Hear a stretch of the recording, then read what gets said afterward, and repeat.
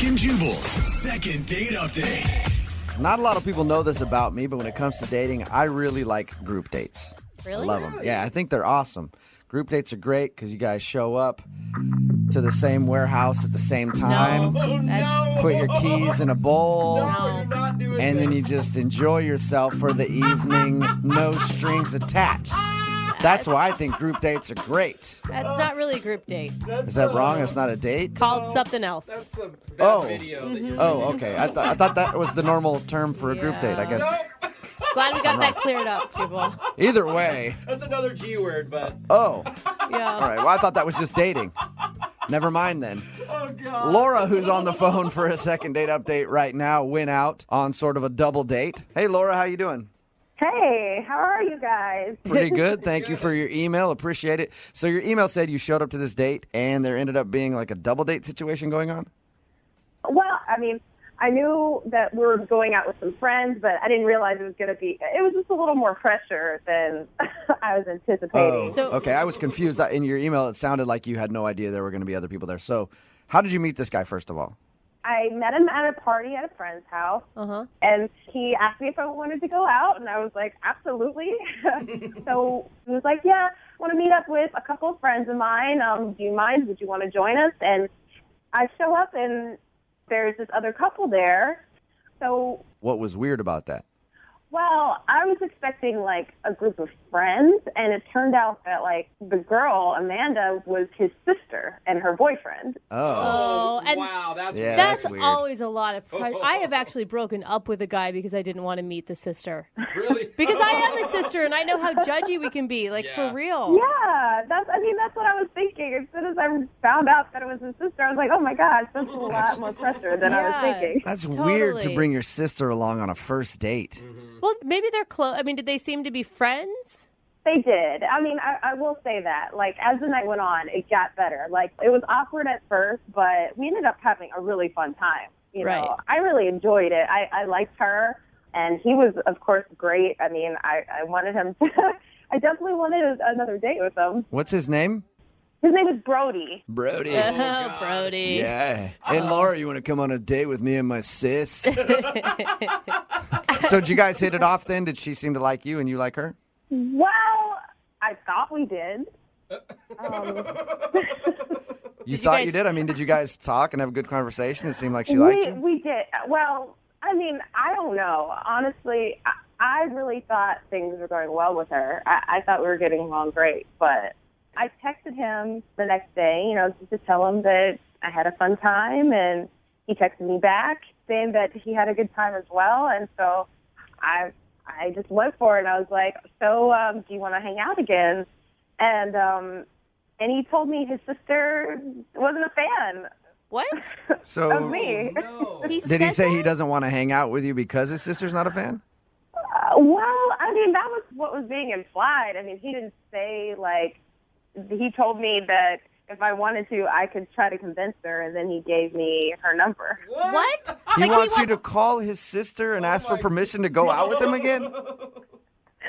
Well, I mean, Do you know how weird that sounds? That's weird. It's That's- got to be a joke. He was joking, and you just didn't get it because it was on text message or something. well, no, I mean, I asked him if he was joking. He was like, no, she wasn't a fan. I mean, you couldn't,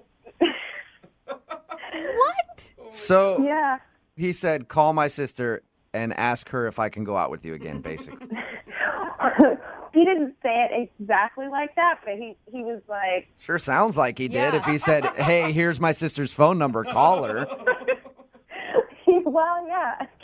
I guess I just really want to know what happened. So are we going to call him, or do you want us to call his sister for your second date? I mean, I'm pretty sure we have to call her, right? Really? I think so, because he sounded like he had a good time.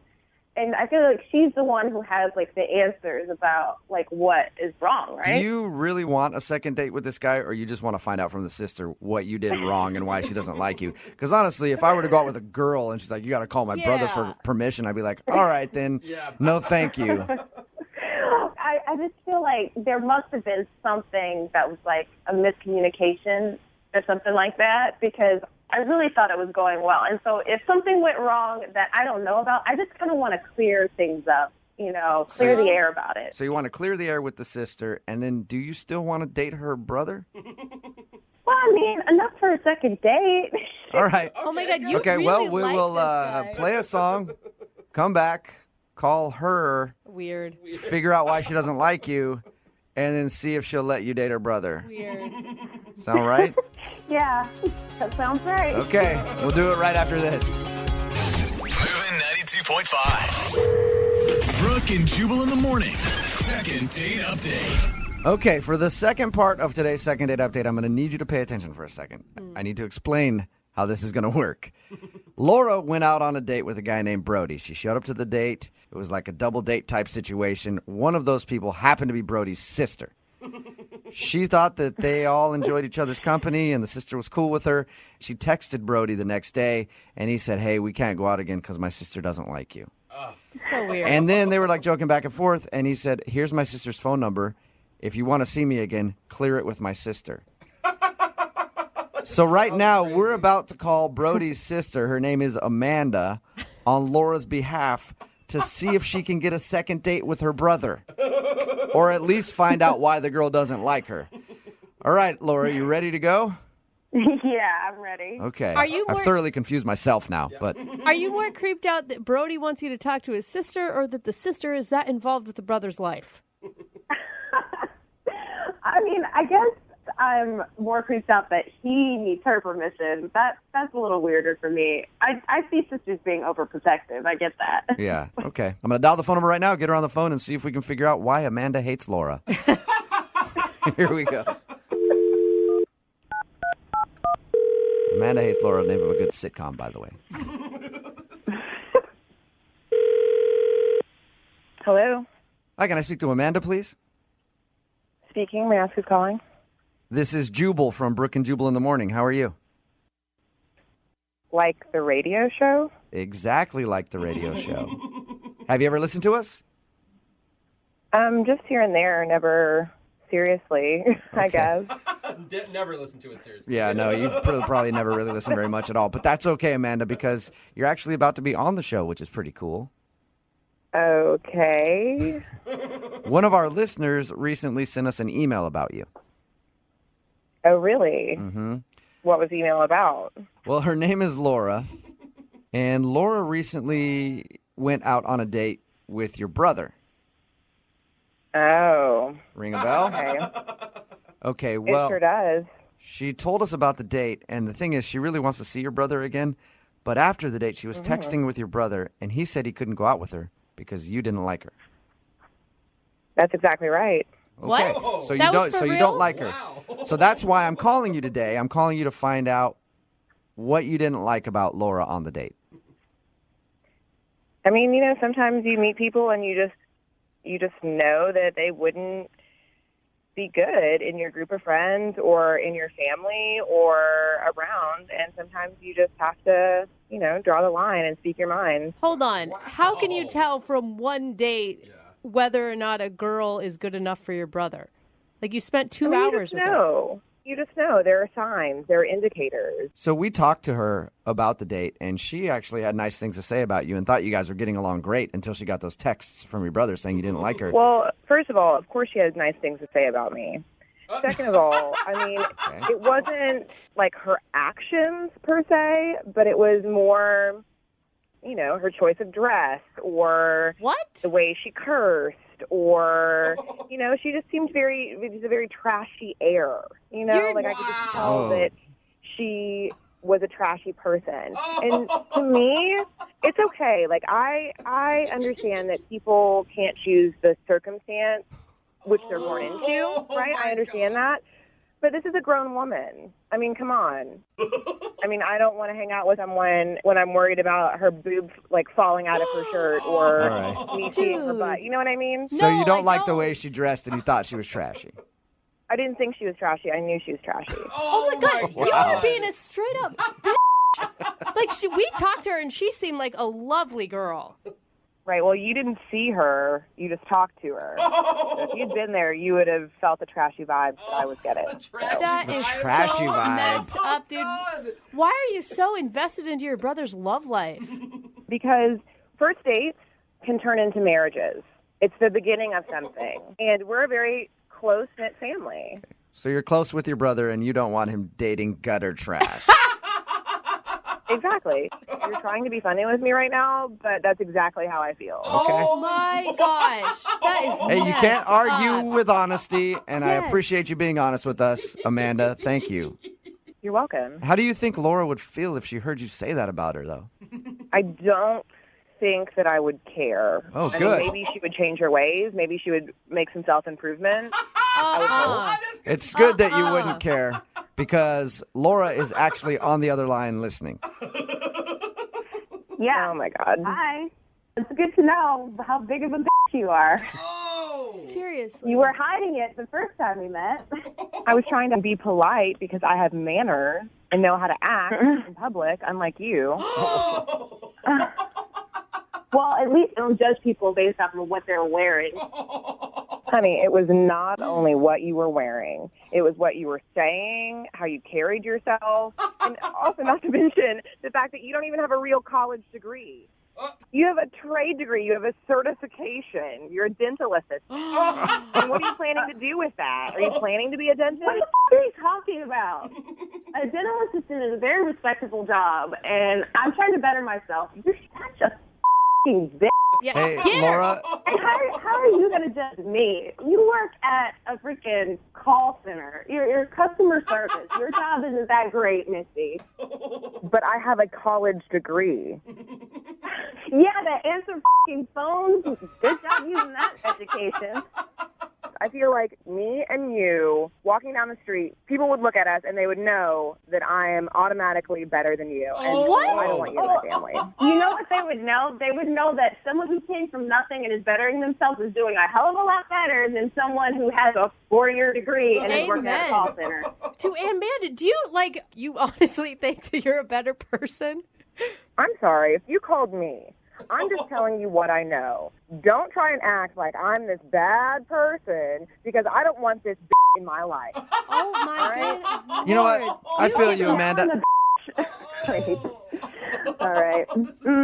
Amanda, I feel you. Like, I have to walk around every day knowing that people are lesser than me, and it's frustrating. It really is. You're such an ass. And I feel you on that. Thank you very much for your time. I would like to see if actually you two would like to get together for a second date, maybe a hangout. I'll pay for it wherever you guys want to go, a happy hour or something. You think I want to go and hang out with a dental assistant trashy I have better things to do with my time. Well, That is Amanda, messed the way that you up. just described Laura sounds perfect for me. I mean, Oh, my God. First of all, I'm so glad we called her because now I have no reason to ever be anywhere near that family again. No kidding. Terrible. And there's a good reason why her brother is her only friend. That's for sure.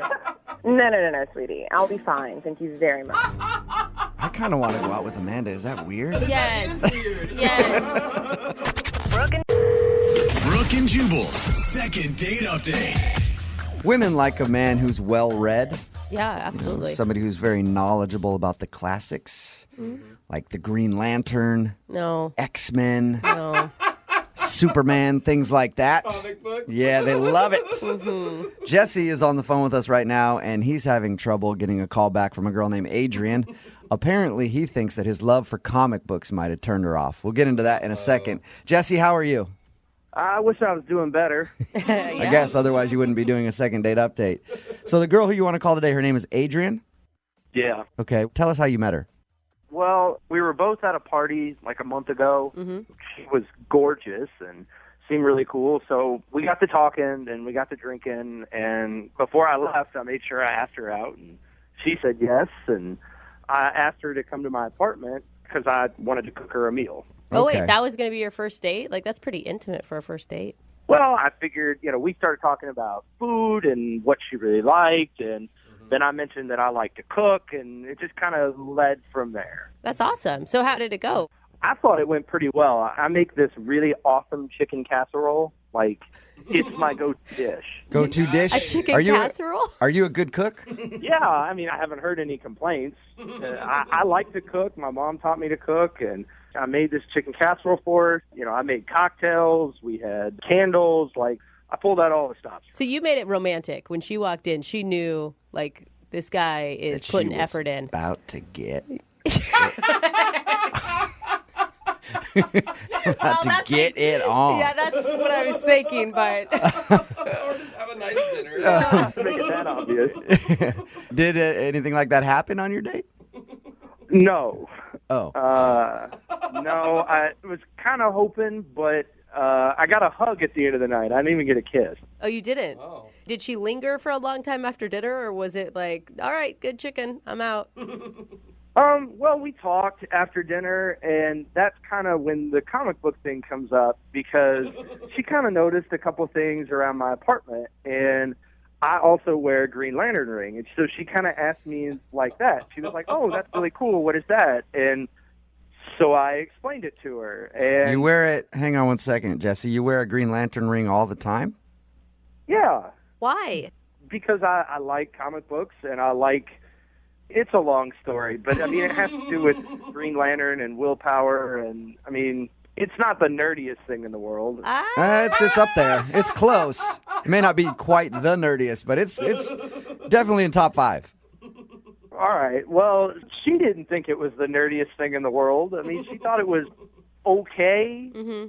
So, and then I started showing her around my apartment, and then we get to what I affectionately call the Fortress of Solitude, where I have all of my collectibles and my comic books.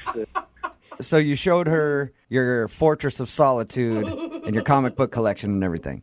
Yeah, I mean, I take good care of that stuff, and it's all nice and mounted on walls and framed and all that good stuff. And So it's put together. It's not like you're walking into a college dorm room where there's a bunch of comic books thrown around, some empty pizza boxes everywhere. No. Like, I mean, I have shelves on the wall and signed books and things like that and So- all that stuff, and everything's in cabinets. And You're a legit enthusiast and a collector.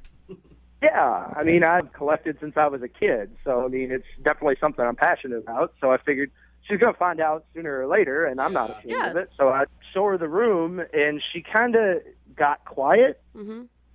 Like, I thought maybe, oh, she's in awe of my collection. Kind of nodded a lot and just didn't seem that thrilled by it. Really?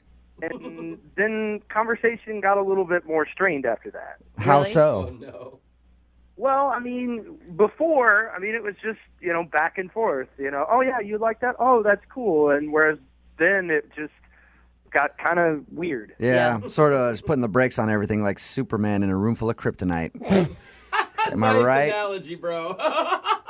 That's a good reference, yeah. Why do you think that your comic book collection would have turned her off, though?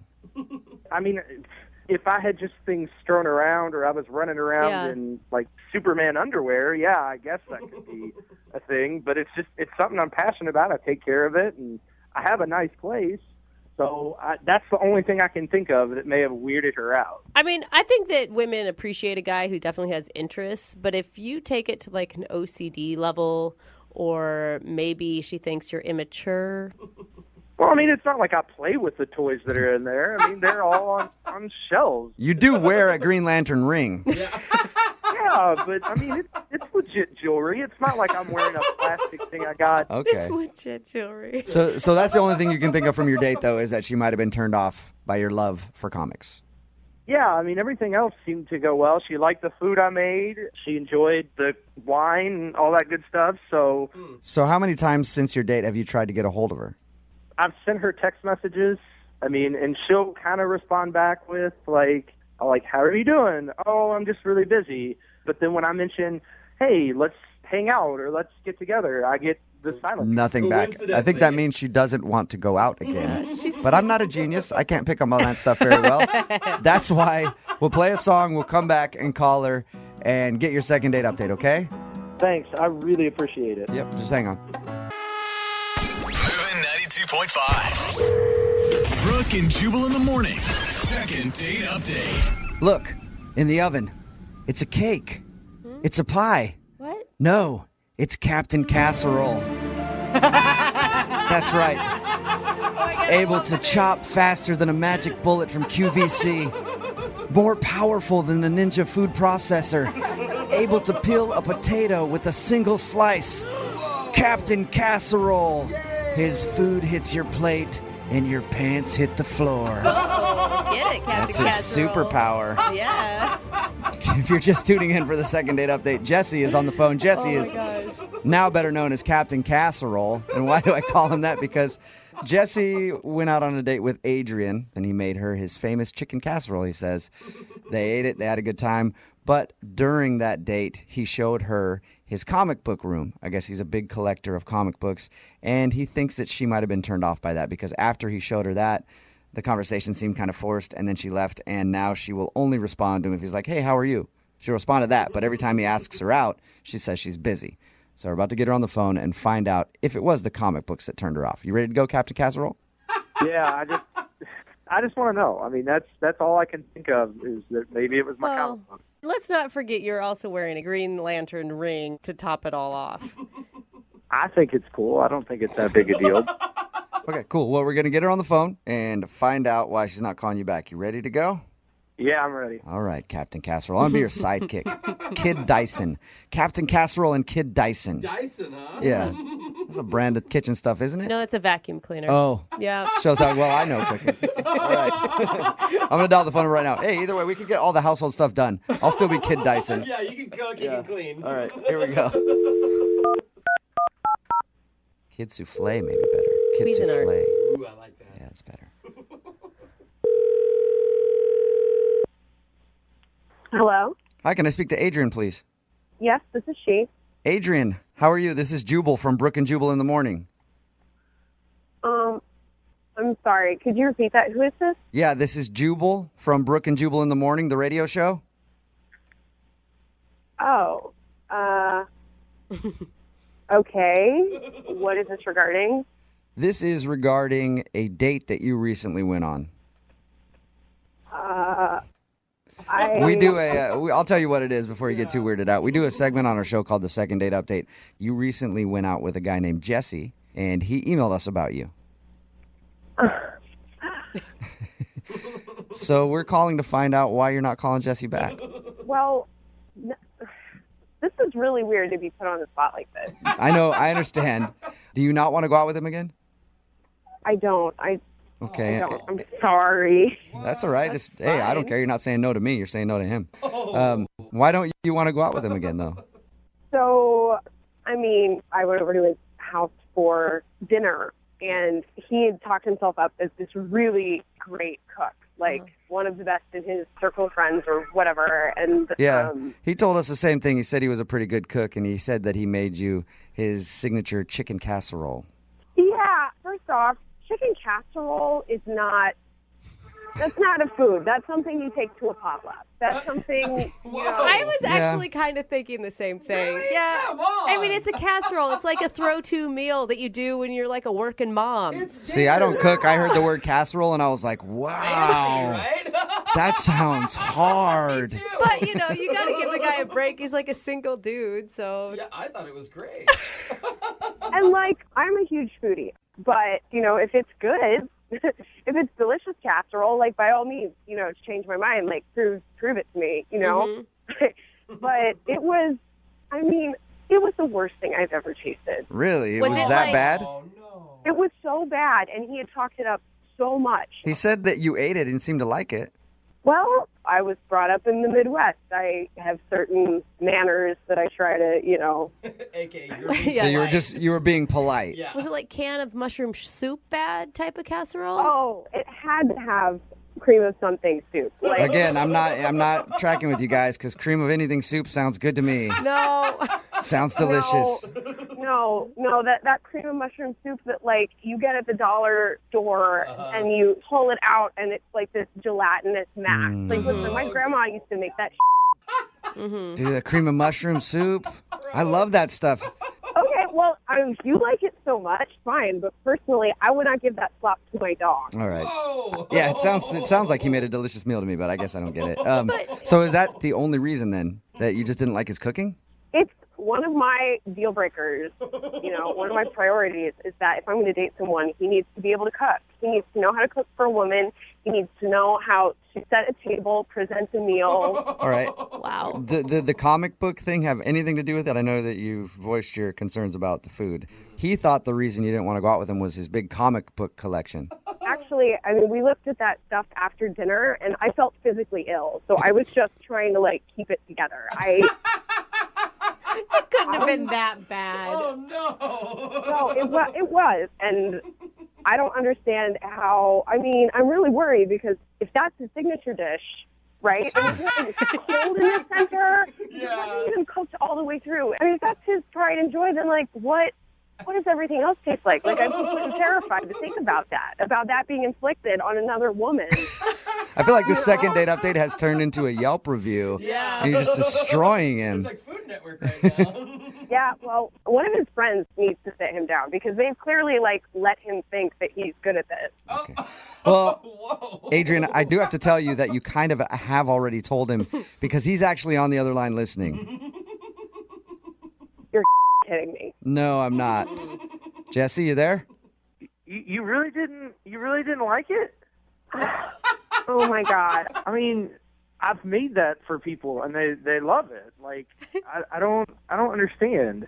I hate to be the bearer of bad news, Jesse, but they were just being nice to you because it tastes like trash. Oh. Wow. That's disgusting. It's unconscionably disgusting. Are you Jesse, nobody's ever told you that your food is bad before? I mean, the way Adrian is describing it, it's the worst thing on the planet. Like, nobody has even said anything remotely like this at all. Dude, Jesse, she's being so mean to you. Even if your food is that bad, like, I don't know why you're still, like, even being nice to her at all. Well, I mean, if she's right and my cooking's that bad, I mean, I can't fault her for being upset about it. I mean, I mean, think of, like, nobody's told me this before. Listen, someone needed to tell you, and someone's told you, so you can move forward now, I guess. You need a class. You need a class. You said class? I thought you said slap. I heard that. I thought you were like, you need a slap. I was like, you want to physically assault him, Adrian? No. I mean, maybe someone could, but no. Just take a class. You know, if you like to cook, you can get better. I'm sure you can. You can't cook for another woman like that. Like, you just can't. It's not right. What if I just had an off night? Like, I just wasn't up to snuff. Maybe you just didn't like that particular recipe. What if we have a do-over and I make you baked ziti? Ooh. No, absolutely not. No do-overs. No, like, if you can't cook a casserole to warmth in the center, that's basic cooking skills. That's common sense. Adrian, you should be on one of those cooking shows as a judge. Yes. Like, you are yeah. perfect for it. I just know good food, and I know what I like, and it's important to me. Okay, well, at this point, I need to ask you anyway. Would you like to go on a second date with Jesse? We will pay for it. The only way I would ever go out with Jesse again is if he took a cooking class and he completed it, and I viewed the certificate with my own two eyes. Wow. Well, why don't we take one together? Then you know firsthand that I've gotten better. No, I'm not taking a class with you because I don't need it, frankly. You take the class, you show me the certificate, maybe we can talk. Whoa. So I can call you after I take this class? Oh, Jesse, come on. Doing? Get a spine, man. Say no. Yes, you can call me after you take a cooking class. We'll see. Hey. Okay, I'll do it. I'll go Jesse. take a cooking class. Come on, man. Like, really? You're going to go take a whole class and everything and show her a certificate just to get a second date? Well, she's made a lot of good points. I mean, nobody else has told me this. At least she's upfront and honest with me about it.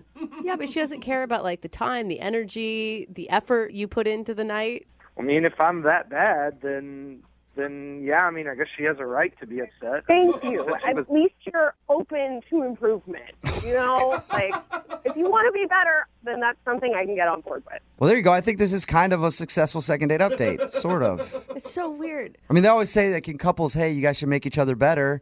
Doesn't matter if you do it by just degrading the other person until they do it. And that's what Adrian just did for Jesse. Oh, nice. Thanks for your time, you guys. Thanks for the help. And if you guys know of any good cooking class, let me know. I'll have people text it in 78592. Where can Jesse find a good cooking class? Text message in at 78592. It says, I want to fight her. Talking, of course, about the girl from the second date update. If you missed it, this dude Jesse wanted to call this girl named Adrian. he made her his famous chicken casserole as a date. She didn't call him back and didn't want to go out with him again because he doesn't know how to cook, and he's an idiot. He needs to learn how to cook for a woman, and she was just horribly rude to him. Yeah. Other people texting in at 78592 say, forget cooking classes. Jesse needs to find his manhood first. Yeah. Because at the end of it, he's like, okay, I'll take cooking classes and learn to get better just for you, and then can we go out? And she's like, maybe. We can talk about it after you take a class and prove to me that you took a class. I feel like it's just proof that guys want what they can't have. Or anyone. I mean, women too, Yeah. right? Like, maybe that's the attraction. That's all I could possibly think of. Or he just likes to be beat down. Just that loves could it. be. Some dudes like That that. could Yeah. Remember, the second date will be online shortly if you want to hear it again on moving925.com. Brooke and Jubal's second date update. The guy on the phone for a second date update today emailed us and says that he thinks his nerves screwed up his date. Says he was nervous, and now he thinks that's the reason he's not getting a call back. You got to deal with nerves when you go out. I mean, I know for me, when I'm nervous, I always feel better when I cover myself in Jell-O. It's soothing and calming. And I'm guessing, Matt, you didn't do that? No, and I'm nervous just thinking about the whole situation. You're Yeah, if you nervous would've- about thinking about Jell-O or Jubal covered in Jell-O? Yeah, no, that too. Yeah, the Jell-O is definitely not a good thought. See, you should have done that on your first date. Like when you guys were out at dinner, just There you go. start covering your naked Yeah. body in Jell-O, and things would have been okay. You would have calmed down. Jell-O man always gets a call back. If I can get a second date from this, then I'll definitely try that. Okay, good. Don't try that. So before we get into why you think your nerves affected your date, what's the girl's name that you want to call? Okay, well, her name is Molly. Molly, okay? Yeah, but I didn't know that for majority of the date. Oh, no. Oh, How did you not know her name? So we met. Little backstory. So we met at a bar one night. Uh-huh. Super cute, and like we got to drink. We had a few drinks. We were flirting and everything. So I got her number, but I forgot her name. So I just put it in as cute bar girl. Oh, yeah, all right. That makes sense. you know how that goes, and that's not her legal name. No. So, I don't think. all right. So I figured it would kind of come up, like her name would come up at some point. Like we've been texting back and forth a little bit. Never came up, and I wasn't going to be like, "Hey, what's your name?" Why didn't you do the... Oh, wait, can you tell me how to spell it? Her actual name? Yeah, I mean, that's what I would have done, and then she spells it back to you, and then you have her name. Oh, well, where were you when the situation came? Yeah. Yeah, it's a good trick. Unless their name's super easy, and then there's no other way to spell it, and you're like, I Like, it's just Sam. forgot your name. Yeah. It's 3 letters. Well, the problem was I ended up asking her out to dinner. Still didn't know her name. Okay. Okay, that's a conundrum. That would make me nervous going into it as well. Oh, no. Right. Well, I figured it would come up naturally in conversation. Again, didn't come up. Went to dinner. What did you think was going to happen? She was going to refer to herself in third person? Hey, it's me, Molly. Maybe I don't. I think I was too busy worried about the fact that I didn't know her name and how I was just going to kind of play it off. So what did you do to figure out her name? Well, the first thing that I tried, there was a couple that was like sitting right near us. So I just turned to them and I was like, "Hey, is it your anniversary? We're on a first date." You just said that. I was just kind of hoping, like, I was going to be like, "Hey, I'm Matt. I was hoping she would say, "Hi, I'm Molly." They just looked at me like I was the weirdest person in the world. They were just like, "No, it's not our anniversary." Yeah, shut up, weirdo. Okay. Pretty much. So that didn't work. Okay. So I gave her a nickname. I was calling her Dimples. Oh, just because that's God. the only thing because she had cute dimples. That was the only thing that I could think of at the moment. So I was That's just, yeah, cute. Dimples. Did yeah. she like that or not? Because nicknames, I mean, if you like the person that gives you the nickname, cute. If you don't, Could really get- condescending and obnoxious. So in order to shield the fact that you didn't know her name, you just gave her a nickname and said, I'll call you this. Pretty well, yeah. But I just kept because I kind of just thought it was a natural thing. I was just like, yeah, Dimples. Like we're Oh, cool my enough God. that you have a nickname now. Oh God, just talking about it. All right. Good. So obviously you know her name now. How'd you figure it out? Well, so another time I tried, we were walking down the street, came across some people doing like signing petition things. So I'm trying to convince her to sign the petition. I'm like, come on, it'd be fun to stand up for something. I don't even remember what the petition was for. It's like a petition to like murder puppies, and you're like, let's do this. Oh, I'm all for that. All right. I was come on, we'll sign it. She's like, no, I don't want to do. We're on a date right now. I don't want to sign up for anything like that. Oh, no. Oh, wait, okay, at this point, you should have been like, hey, you want to play a game? Let's see whose driver's license photo is worse. Again, all of these ideas sound great now. Finally, so I saw a Starbucks, and I was like, let's go to Starbucks and get a drink. Let's get a coffee at Starbucks. Oh, yeah, because they ask your name. Unless she orders under your name, and then they just call out your name for both coffees. Well, when they said, what's the name, I just kind of looked at her. I just looked at her real quick. But no, finally, they wrote it on the cup, called it out. So finally figured it out. But that was by the end of the date. Oh, my God. And now she hasn't called me back. How did the date end? I mean, everything, it didn't end on a kiss or anything. It was just one of those, hey, have a great night. I'll hopefully talk to you soon. She's like, yeah, sounds good. It sounds like you could have been an awful date because the only thing you were concentrated on the entire time was finding out her name. Yeah. Right. That's the thing. That's what I'm worried about. I'm worried that I put too much effort into trying to figure out what her name was and didn't pay any attention to her. Right. Yeah, and It's possible. or you could have just been honest with her in the very beginning and be like, I'm sorry, I was drinking that night. I put you in as cute bar girl. What's your name?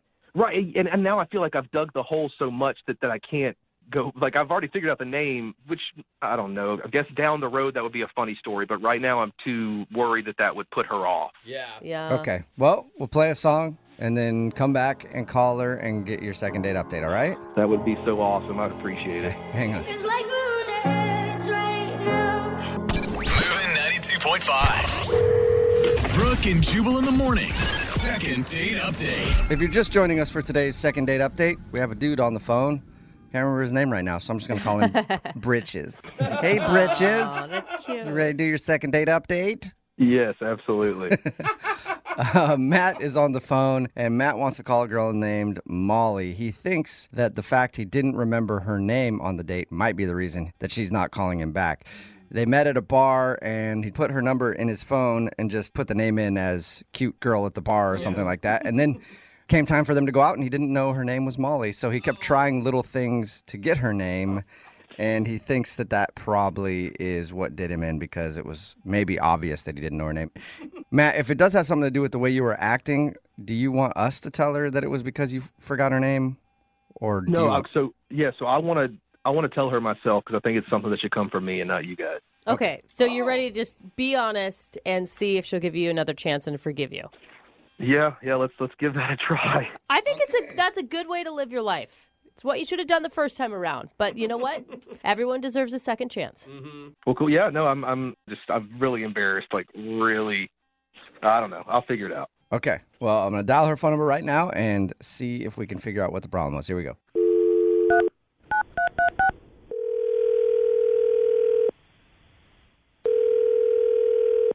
Hello. Hi, is this Molly? Yeah. Who's this? Hey, Molly, how are you? This is Jubal from Brooke and Jubal in the Morning. Wait, I'm sorry. Who? Jubal from Brooke and Jubal in the Morning. It's a radio show.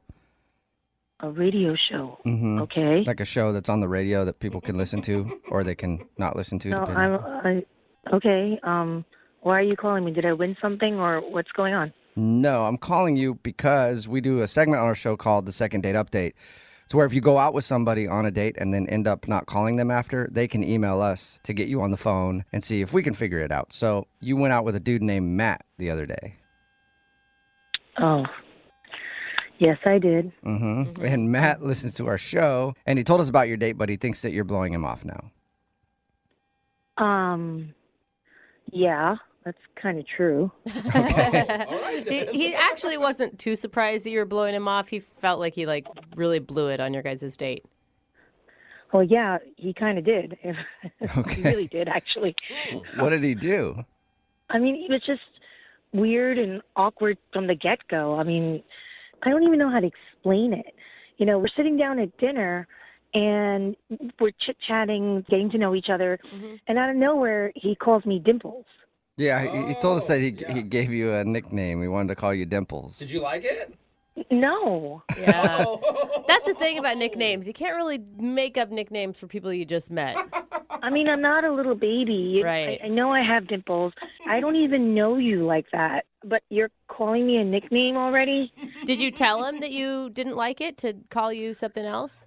You know, I was going to do that, and then I thought, you know, it's a first date. I don't know. Maybe he's nervous. I just kind of let it go, but he kept on saying it over and over and over again. And I'm not that girl, right? I'm not a little cutesy-bootsy girl. I'm a grown adult.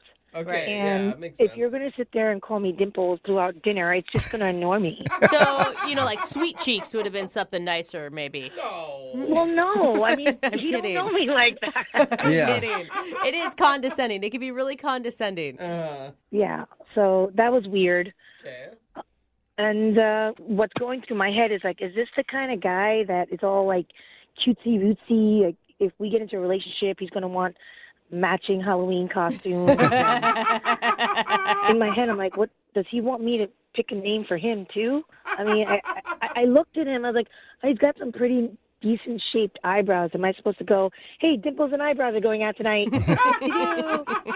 It sounds like a cool band, though. Yeah. I mean, like, at some point, it just got so corny and cheesy that I felt like, literally, if we were going to be in a relationship, this guy would come up with a Facebook page for us.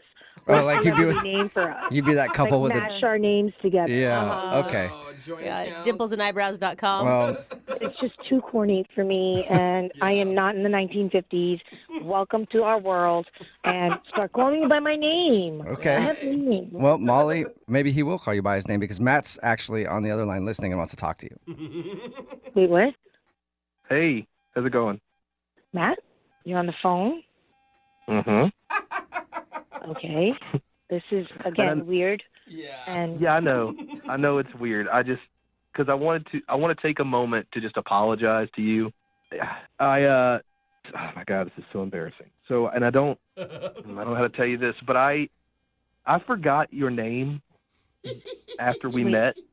And What? so that's the reason that I called you Dimples. I didn't. hang you're on, not even hang that on. great. Wait. You didn't know my name? And so Well- you thought Dimples? See, this is I'm really very, embarrassing. very Like, I wish I knew what to confused say to you. right Like, I'm now. sorry. I want you to know that I'm super sorry for making you feel weird or creeped out or feel like that I'm weird or anything like that. And I don't even know why I said dimples. Like, I honestly don't know. You don't even have, like, great dimples or Wait, anything what? like that. I don't have great dimples? Well, what I mean is they're not like, it's not like that's like the best feature on, that's not your best feature is what I mean by that. Mediocre dimples. Matt, you want to stop when your ankle gets down your throat. Oh, my God. Matt, he is totally throwing himself under the bus right now. You went from, like, I am super confused right now. You went out on a date with me and didn't even know my name? How is Well, no, that it's even not- possible? No, I had met and talked to so many girls that night at the bar that I didn't You- remember your Oh. name. That Wow. doesn't sound, now that I say that, it doesn't sound. That doesn't sound Wait, good at you all. met so many girls at the bar You know that what I night. mean? Like, I don't, like, not like talking to them like you. Like, I just met so many people that night and I heard so many different names and I didn't want to get your name wrong. And I just didn't commit it to memory. But I have, like, I know it's Molly. I've said it 1,000 times out loud. I've wrote it Oh, down. my I've committed gosh. to memory. Put it in my phone. I won't But it remember. doesn't make any I won't sense. forget it. Molly, when he explained forgetting your name to us, it was actually kind of a sweet story. Like, you guys were in the bar. It was kind of loud. He'd been drinking. He saved you as cute girl at the bar instead of Molly. Okay, but according to Matt, there were several cute girls at the bar. I know. So- He didn't include that part of the story when he told us that. I didn't mean it So, like that. Yeah, did you're you no, get you're the right. I right probably should cute shut up girl? while I'm ahead. I didn't mean it like I don't that. think you're ahead at all. Like, Never you got to been get ahead ahead. first. Matt, did you show up with the right cute girl from the bar? I mean, is this the one you Yeah. expected? No, yes, absolutely, like No, 100%. yes. No, yes. Yeah, what is that? Yeah, I'm just gonna God. save you right now if I can, Matt. I think he's kind of an idiot, but I think he has good intentions, Yeah, Molly. I think that he really was interested in you. Means No, and I well. did, and I tried. I was trying sly ways to get. That's why I talked to the couple beside us. That's the reason that I went. We tried to sign that petition thing, as I was trying That to was find out your name ridiculous. throughout the night. Wait, that's the reason why you were pushing me to sign that petition just so you can get my name? I mean, Yes. that's ridiculous, Matt. I don't know. I'm really sorry. I want you to know that I feel really bad, and I'm sorry that I was acting weird. I didn't mean to make you uncomfortable. If anything, I was more nervous because you're really cool. You're really pretty. I like talking to you, and I want to go on a second date with you. And now that I remember your name, Molly, there won't be any issue. You actually get to see the real me. So what do you think, Molly? Will you go out with Matt again? We will pay for it. Matt, you sure you'll remember my name the second time around? Yes, I swear 100%. I swear. Well, I guess I don't know. Yeah, okay, fine. She's given up. I mean, I guess I'll give this one more shot. But Matt, you come up with any more cutesy little nicknames for me, I'm out. I understand. I won't. Dimples has been completely erased from my mind. Oh, God. Especially since they weren't very memorable, right? That's not what I meant by that at all. But also, thank you for giving me another shot, because I promise you, it's going to be a great evening. It won't be weird, I promise. It's such a big Well- promise. If it gets weird, I'm calling this radio station back to tell them. Yeah, please do. Molly, that love would be updates. awesome. Yeah, if it does get weird, we want to know about it, all right? Well, I agreed at the beginning of this. I agreed to something about Jell-O, so it might get a little weird. Can I change my answer for about this date when you just said Jell-O? No, Yeah, no, don't worry just about stick it. with it, Yeah, Molly. Molly, don't worry about it. Yeah. It'll be fine. He's not going to rub Jello on his naked body. Don't worry about it. Wait, what? Never mind. Don't worry about it. Don't worry about it. Brooke and Jubal in the morning. A text in at 78592 about today's second date update that really sums up the whole segment very well. It says it's a wonder that men get dates with women at all. Yeah, if you listen to most of the second date updates, that's a very true statement. We have very low expectations. That's true. Dude that's on the phone for a second date update today sent us an email saying he's shocked because his signature move didn't work. Oh. And I'm guessing his signature move is like most guys' signature moves. What's that? Swallowing an entire corn on the cob without chewing and making eye contact the whole time at dinner. That always gets it done for me. Jeremy, is that your signature move? That is not my signature move. Oh, well, you should try it sometime. The ladies love it. Yeah. No, they don't. Did not know it was possible to fit a whole ear of corn in your mouth. Well, Jeremy, you and I never have had dinner. That's why. I think it's more concerning about what happens after you do that, but that's just me. Well, I guess you can get to the signature move in a second. First, tell us about the girl you want to call. All right, her name is Jess, and I met her online. First thing that struck me were her nice eyes and wide mouth. A wide mouth? What? A wide mouth? I mean, like, does that mean big smile, or she can do that corn trick herself? No, not big, just wide. Okay. So you like a wide smile. Like Julia Roberts is probably your number one. Yes, she's perfect. Like the regular human has maybe 32 teeth, assuming they're all there. Yeah. And I like to see every single one of those pearly whites. Okay. But Hey, everybody has their thing. I like girls with bigger noses. You know what I mean? So, okay. So you like a wide smile. So tell us about this wide mouth lady. What'd you like about her so much? Well, she just seemed to have a great personality from the times that we were texting back and forth. And so we made a date. I told her, let's do like a lunch thing, because I kind of have a plan, a method that I use. Go to lunch, kind of do an activity. Like we decided to go down to the museum. I mean, it's interesting that you choose a day date, because usually if you're really into somebody, you want to do a nighttime date so that things can lead to other things. Well, I just think I get more time with her, not just straight to that. That's really nice. Yeah. Okay. 'Cause I guess if things are going good, day turns into night, and then night turns into going to bed at probably 10 p.m. Okay. Very reasonable, Jubal. Or other Yeah. things. I don't know. Whatever you want to do with your evening, I guess. So how was it at the museum? The museum was fun. We had a quick lunch. We didn't really get too full because, if you eat too much, you kind of get bogged down. Oh, my God, I'm sleepy, stuff like that. So I want to avoid all that. So I told her, let's just have lunch. Let's go walk around the museum, and then we'll go get some dessert afterward. All right. And who doesn't look forward to dessert? That's true. So, it's going to make the museum better because guess what we're going to have afterward? Uh-oh. We're going to have some dessert. All Hey, right. there it is. All right. What- Now you're talking my language. I see where you're going. What dessert did you go get? We went and got some ice cream. And usually that's the point where I can drop my line. So this is the move that works. So Oh, no, it's a line. Ooh, it's a line. Oh, I'm already hesitant about this. we get to dessert, and she's telling me something about something. I don't know. Oh, that's good. Good start. But basically, I have to cut her off. I say, hey, sorry, I wasn't really paying attention to you right now. I was just wondering what it would be like to kiss you. Oh, Usually that smooth. works. Yeah, it's actually pretty Really? sweet. That's a That's cute it? line. Wow, so simple. Yeah.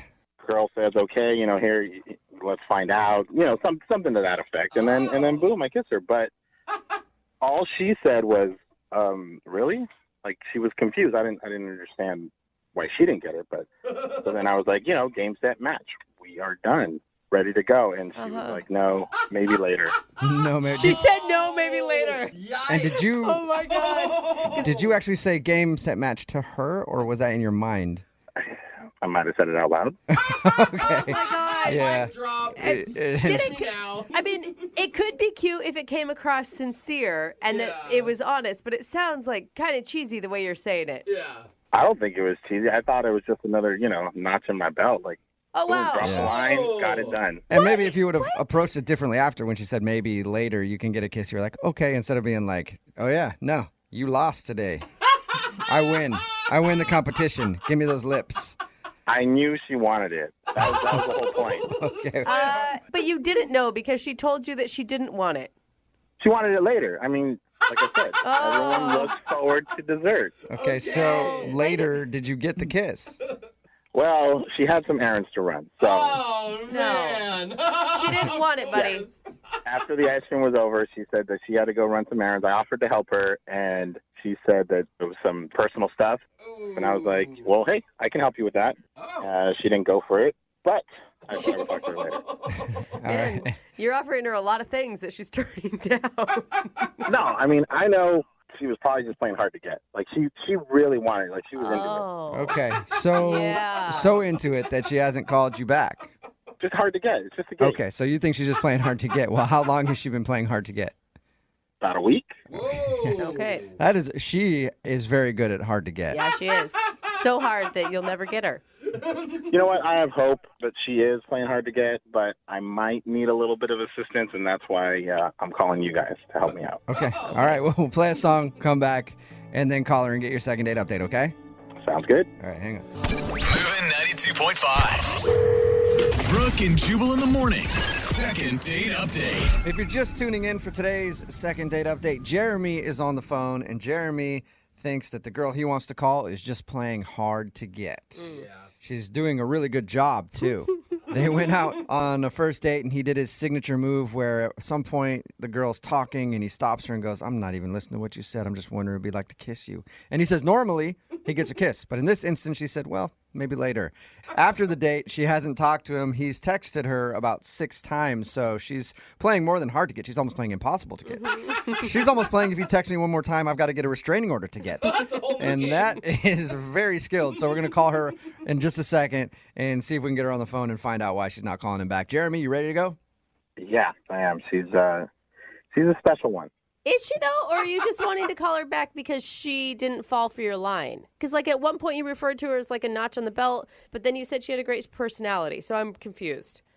To be honest, when I was telling you guys the story, I was kind of like, trying to be a tough guy. Oh, yeah, it's not important. But when a girl like that won't, respond to me, someone that I think I have a connection with, it really does affect me. I do have feelings, and I just need some assistance there to get the second shot. That was really nice. Well, like you said to her after she wouldn't kiss you when you gave her your line, game, set, match. I think she's won the battle now, if you're feeling like that. She may have won the battle, but she didn't win the war. Oh. So let's get her on the phone. All right, let's go to war. Here we go. right. I'm going to dial her number.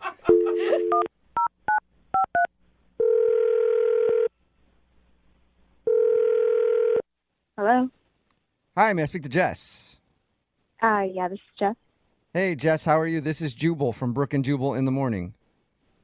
Wait, hold on. So this is a radio show? Yes, it's called Brooke and Jubal in the morning. Why are you calling me? Well, I'm calling you because we actually got an email from one of our listeners, and he asked us to get you on the phone. Who? Well, his name is Jeremy. Okay.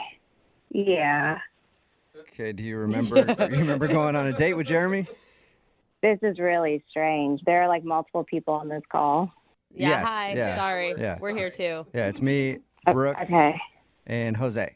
Okay. So what is it that you guys want to know? Well, Jeremy emailed us and said that you guys went on a date, and he thought you had a really good time. He thought both of you guys connected, but now you're not calling him back, and he was wondering if we could get you on the phone and find out what happened. He also thinks you're playing hard to get, if that helps. He thinks I'm playing hard to get. Yeah, we Yeah. told him that was a really stupid idea. Oh, God. This was by far not the best date I've been on. Yeah. I could see where he could come off kind of as a D-bag, maybe. Yeah. Whoa. Yeah. No hesitation at all there. I don't think that he means it, though. He seems like he has a nice heart. It just maybe, I don't know. I hope he doesn't mean it, but he just really rubbed me the wrong way. Mm. What did he do to rub you wrong? Whoa. Whoa! You know what I mean. That What- is a different question than I was expecting. Yeah, that would have been a good date. My apologies. Or what did he do to rub you right? Yeah, You know? yeah. What did he do that did not sit right with you? How about that? I mean, there's like a laundry list to this. So the waitress, she was really nice to us. She came up, she took our order. Mm-hmm. He asked her, so if the girl gets a cheese and tomato sandwich without the tomatoes, is it the same price? And I was like, are you for real? So, Wait. so you ordered a sandwich with tomato on it, but you didn't want tomato, and he was like, I should get a discount for that? Yeah, apparently he thought that he needed to save some money on my tomato slices. What? Come on, what do you say, 5 Okay. cents? Hold on, though. Maybe it was just the principle, because he does bring up a good point that if you're not going to include ingredients that were listed on the price, right, included, then maybe you should get a little bit of a deal. So you're as cheap as he is, because Okay. nobody does that on a first date. Nobody talks about tomato slices and how much they cost. Well, except for somebody who's financially responsible, Yeah. which should show you a person who's ready to make a long-term commitment and take care of you guys in the future. But it was more than that, you guys. It got worse when we went to the museum. What do you? Whoa. You asked for a refund because you didn't like some of the paintings or something? It was actually worse than that. It was so much worse Really? than that. Whoa. We got to the ticket window, Uh-huh. and we're about to order 2 passes to go in, and he's like, oh, wow. I'm like, oh, you okay? What's wrong? And he's like, ooh, this is really expensive. I'm like, oh, okay. He's like, it's really expensive, but you know what? I don't want to pay for both. And I'm just like, okay. And he's like, but why don't I buy you a ticket? Because I'm a gentleman, and I'll just wait outside for you to go in and enjoy the museum by yourself. Shut up. What a gentleman. No way. Did you take him up on the offer? What was your response? I was like, no, really, it's okay. Don't worry about it. We can just rain check this. And he's like, no, I insist you go enjoy yourself at the museum on me. And so did you go in and he just waited around? I just went in and I walked around for like 20, 30 minutes, and I just prayed to the museum gods, like, I hope this guy is gone when I leave. And But don't you think that that's kind of, I mean, it's sweet and sad at the same time. At least he wanted you to have a good time. that is if he didn't ask for how much my tomato slices were earlier. You know, this guy, he is just trying to save every penny. And I came out, and he was still there in the same spot. Oh. And I came outside, and I was like, hi, thank you so much. I had a great time. I actually have to dash, though. Oh. And he's like, no. Let's just go grab some ice cream real quick. And I'm like, okay. So I went to go get ice cream with him. Right, I'm assuming you guys only had free samples. Like you didn't actually buy ice cream. Hey, no, the ice cream was full price. Glad to see you chimed in now. Yeah. What was that? Oh, that's Jeremy. He's on the other line listening and wants to talk to you. Are you serious? Yep. Yeah, I'm here. Oh, my God. Jess, I didn't really appreciate what you were implying about me. I thought I Implying? did a good date. You know, I let you go to the museum, check things out. I bought you ice cream afterwards. And the tomatoes, I mean, come on. If you're going to order a cheese and tomato sandwich and you take out 50% of the ingredients, then the price should go down. Okay. I'm just going to break this down for you, Jeremy. You are a cheapskate.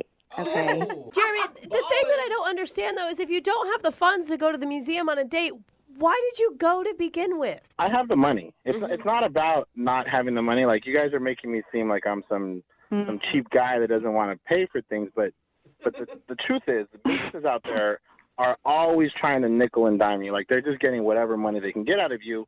And I'm not falling for that. I'm a smart guy, and I always make sure that I get a bargain.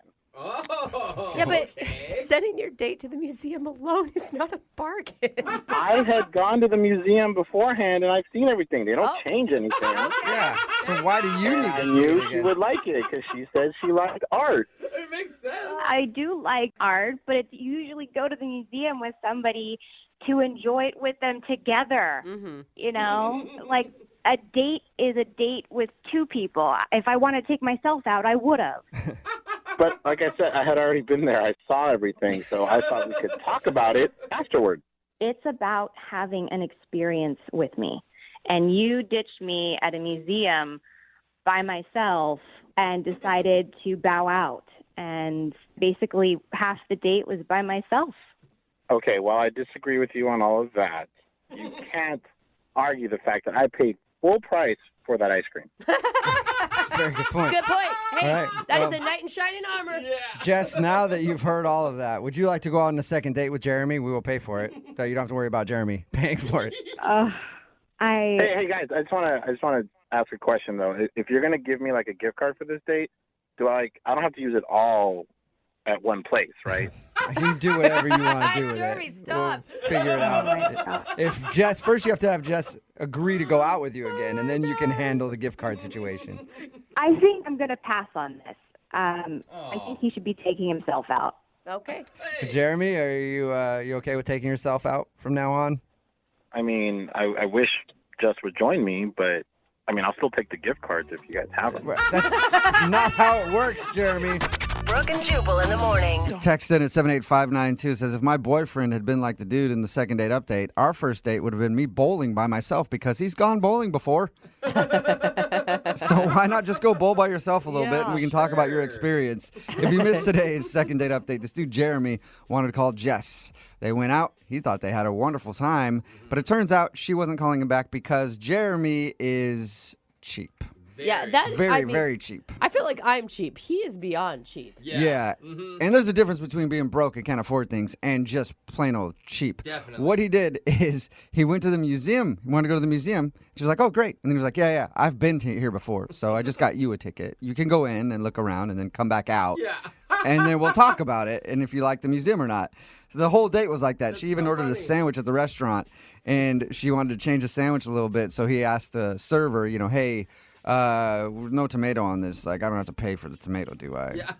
Which I will say, besides being him cheap, he does bring up a valid question. He really does. If you ask for a menu item without some of the ingredients, you should get some sort of money off. Yeah, they charge like $1.50 for bacon. And if you get somebody that has Right. bacon already on it and you're like, I don't want bacon, they should take off $1.50. Exactly. I mean, talk about avocado. Yeah. Right? A lot of people are calling Jeremy a douchebag, but now I think Jeremy's onto something. Yeah. And I think that he's a smart man and he should get a date. He's But gonna he, retire young, and yeah. he'll be the last one laughing. he did not get a date in this instance. So remember, if you want to do a second date update, all you have to do is email the show and we will call the person who didn't call you back. Today's second date update is a little different than usual because normally when somebody emails us, they're complaining like, oh, I've been blown off or this person won't talk to me. Well, apparently the dude on the phone today named Andy has been trying to get together with the girl that he went out on a date with, and she's also been trying to get together with him, but they can't seem to connect. And now I guess he thinks he needs to do a second date update about it. Andy, what's up? How are you? Hey, good. How you doing, man? Wow, from that description, it sounds pretty boring, Andy. Like we're going to be your personal assistants trying to get the calendar right for you, too. Yeah, I don't know what it is. Maybe it's me, but we just can't seem to get on the same page. Okay, well, why'd you email us for a second date update then if you don't think she's blowing you off? At first, I didn't think she was blowing me off, but now I think she might be. Okay, maybe it just got too frustrating trying to plan something. Well, before we get into all that, tell us a little bit about her. Where did you meet her? Starbucks, actually. Oh, that's kind of cute. Did you approach her? I did, which I usually don't do, but she actually kept looking at me, and I just thought... Yeah, she did, Andy. That's right. She did. Yeah, you just stand there at the Starbucks all day long waiting for ladies to check you out. It finally paid off, yes. I mean, I didn't know what was going on. I thought maybe she would, like, I had a stain on my shirt or I had, like, dandruff or something. Yeah. You had a whole lot of sexy on your shirt. That's the problem that day, Andy. I did, yeah. What did you say to her? Did you have a line or were you up front? How'd you approach her? I was very upfront. I just said, I just got to say you're beautiful. I told her straight up. That's kind of cute. And then she took her headphones out and said, what? And, yeah. So I had to repeat it again in front of everyone else. Did she really have her headphones in when you walked up there? She did, yeah. That's awesome. I didn't notice until afterwards, yeah. Okay. Well, when you said it again, did she seem like she liked it? She did. She said, thank you. So, yeah. And then what happened? I mean, did you like ask for her number or what? Yeah, after some small talk, we exchanged, not numbers at first, but Instagrams. Okay. Okay. That's good. Because I noticed she was on her Instagram, and then we messaged each other back and forth for a while. So, yeah. So you haven't been out on an official date with her yet at all? Not an official one, no. That day, we actually ended up hanging out a little bit afterwards after Starbucks. But, yeah, nothing official. And how was that hanging out? It was fun. Yeah, like we went for a little walk. We went up to this little hill area that has a nice view, and I tried to kiss her. So What? Oh. Right after meeting her at Starbucks. yeah, I was feeling the vibe, so I just leaned in to kiss her. Whoa. Wow. Bold Yeah. move, sir. Very bold. Yeah. Did you kiss her, or did she run down the hill screaming? She didn't run down the hill screaming, but she did pull away. So yeah, the kiss never happened, and I felt horrible about it. What did she say? She said, "I don't kiss on first dates." Right, or like at lunchtime, I'm assuming it was Exactly. daylight and there was no alcohol involved, and you'd only known each other for how long at this point? Like a half hour, yeah. So. Oh yeah, dude. She should have. You know what? That's very judgmental of her. She should have totally been making out with you by then. Right? I know. Seriously, are you sure you want to even waste your time trying to go out with her again? Oh, come on. So what happened after that then? Actually, at the end, I tried to give her a hug. I said, "Do you do first date hugs?" And she said, "Yeah." So we hugged, and then Okay. we went our separate ways after that. And you didn't do anything creepy during the hug? Mm-mm. Andy, be honest. Like, it wasn't like a little bit too long or your hands went south? No. I mean, I have done creepy stuff with hugs before, but no, not this time. Well, because you've probably learned. You've done enough creepy hugs over your lifetime that now you know what you should and shouldn't do during a hug. That's how I learned not to lick cheeks. What? Don't even ask, Andy. Don't ask. And which Okay. cheeks? Yep. Never mind. Anyway, Andy, why do you think she's not calling you back then? No, actually, she did call me. She did? Yeah, that's the weird part. She called and left a message the next day. What? What'd she say on Okay. the message? She just said, "Hey, it was great hanging out with you. We should hang out again." She did. Okay. Yeah. Good. And so you got back to her, right? Like, I tried to get back to her. I called her back, and I left a message. And then the next day, she texted me back, and then I texted her back. And we just haven't been able to, like, connect. It's really annoying. Oh. Well, but you said now you think she's blowing you off. Why? It sounds like you guys just are having a normal conversation. Well, I think she's blowing me off now because it's been like 3 days I haven't heard back from her. And so now I'm thinking maybe she did think the hug was creepy or something. or the kiss. Probably the kiss. No, maybe. Yeah. Yeah, there's a couple options you could choose from. All right, well, we'll play a song, come back, and then call her and see if she is, in fact, blowing you off with your second date update, all right? Okay, great. All right, hang on. Moving 92.5. Brooke and Jubal in the mornings. Second date update. We're right in the middle of a second date update, and if you're just joining us, Andy is on the phone, and today he wants to call a girl named Ariana. They didn't even have a real date. They met at a Starbucks and then ended up going for a walk. Mm-hmm. Oh, and he tried to kiss her like 30 minutes after meeting her. That was also part of the date. And Andy, I think most people would definitely kiss you after meeting you, like within 10 minutes. So I don't even know why you want to call this weirdo. Are you sure you want to call her? She sounds strange to me. No, she's not. She's not weird. She's really cool. And hopefully she'll kiss me on the second date. Okay, don't push it, Andy. All right, you already pushed it on the first date, Andy. I won't, I promise. And I would normally think it was the kiss or the weird hug, but she actually called you and wanted to hang out, and it's just you guys haven't been able to connect. Yeah, exactly. It's like she was calling me, I was calling her, we texted back and forth, and then it's like she just disappeared off the face of the planet. Yeah. Okay. Weird. And A it's whole been 3 days. 3 whole days since you've heard from her. I feel like we're too connected in this world anymore. Like 3 days, and it really does feel like someone just like is dead. Yeah. If someone doesn't respond to a text message within an hour, that's like a week. Right, Like back totally. in the early 1900s, that would be a week. All right, Andy, I'm going to dial her phone number right now. You ready? Let's do this. Get her on the phone. I want to find out what's going on. Okay, here we go.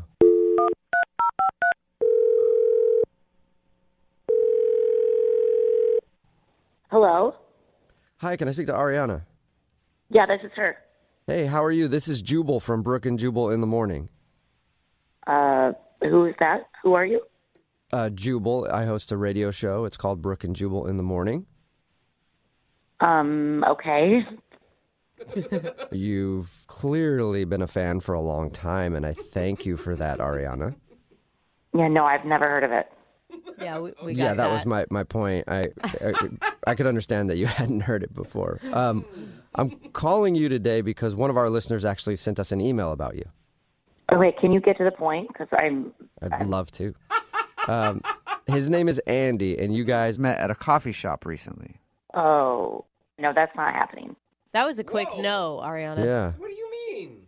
I'm not interested in guys that play games. You're not interested in guys that play games? Like board games? I don't like people who play board games either, so I'm on your side there. Yeah, haha, no. What did, what did his email say?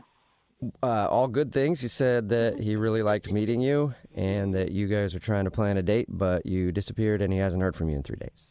Oh, he also said he tried to kiss you like 30 minutes after that. Which we thought was like bold. Yeah. Yeah, it was bold, but he's breadcrumbing me, so yeah. Wait, remind me again, breadcrumbing. What does that mean?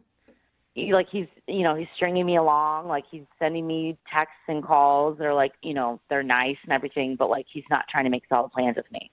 I mean, of course he is. He contacted us to get a hold of you so that you guys could get together. I don't know about that. The messages like that he's been leaving me, like he's just returning my calls. It's like he's an answering service.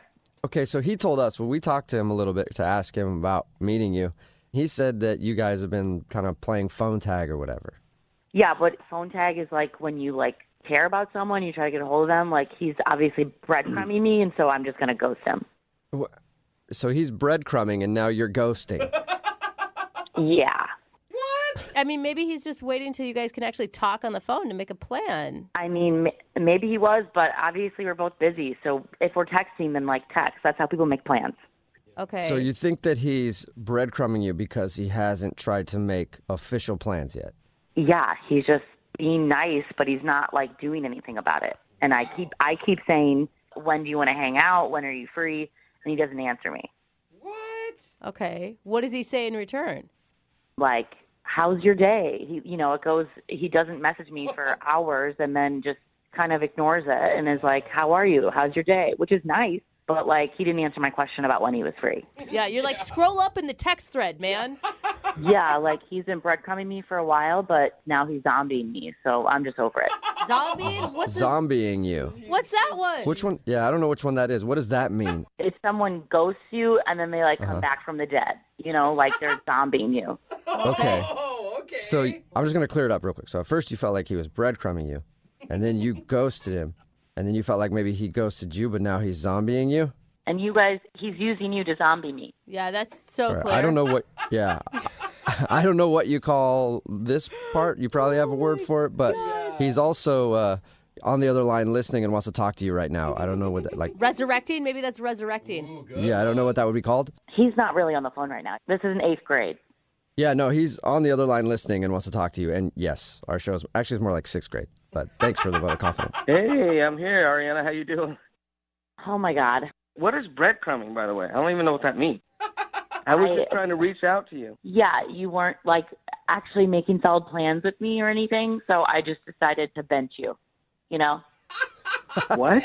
You got benched. Dude, I get that one. What? Yeah, everyone gets that one.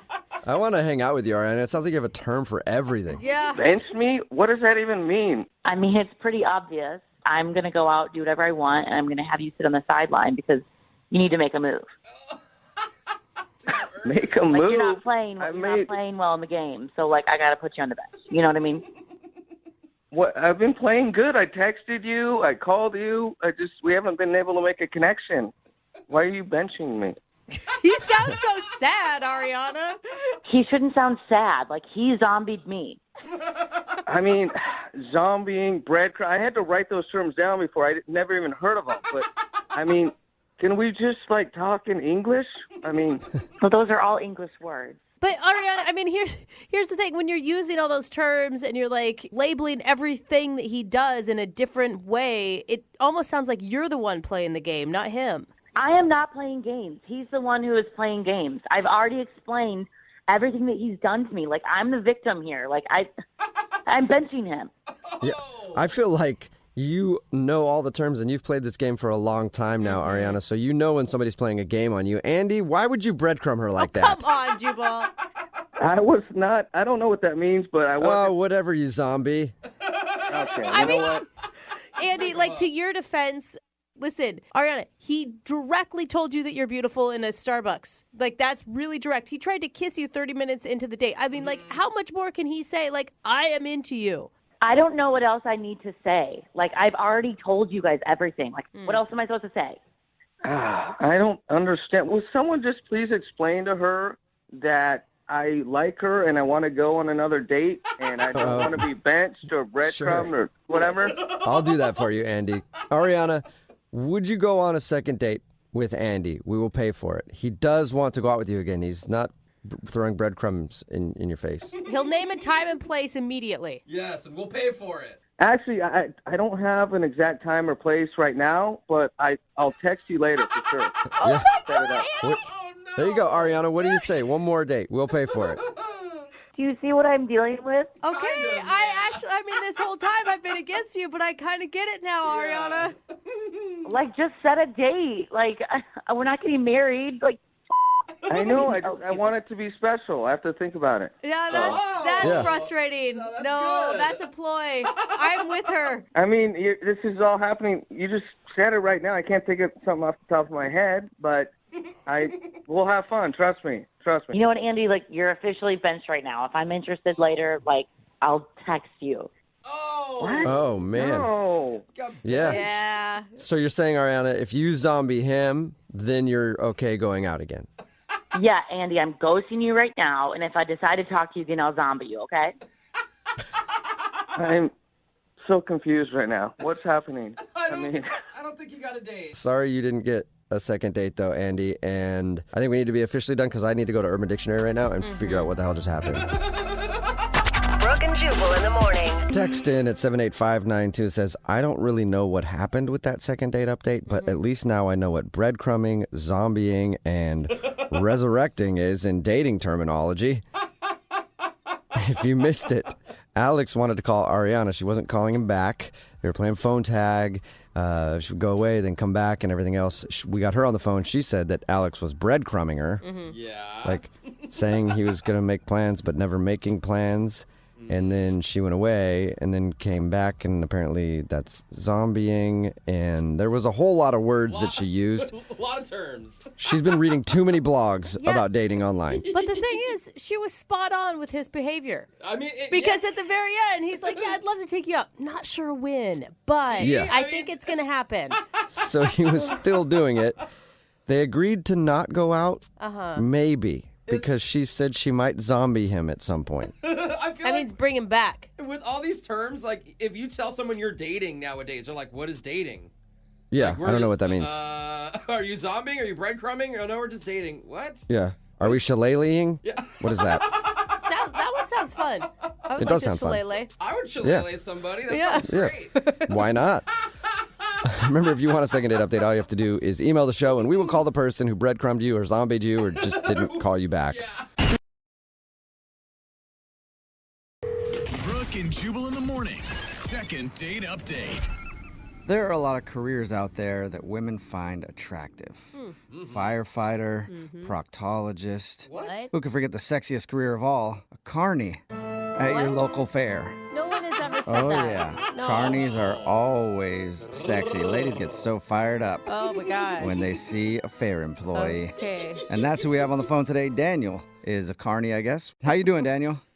I'm pretty good, man. How are you guys? Not too bad. So your email says that you work at a fair, and that's where you met the girl you want to call today? Yeah, I'm kind of like in between jobs. My buddy got me a job at fair. Okay, don't try to downplay that job. That is a career. All right. Okay. He's like, okay, yeah.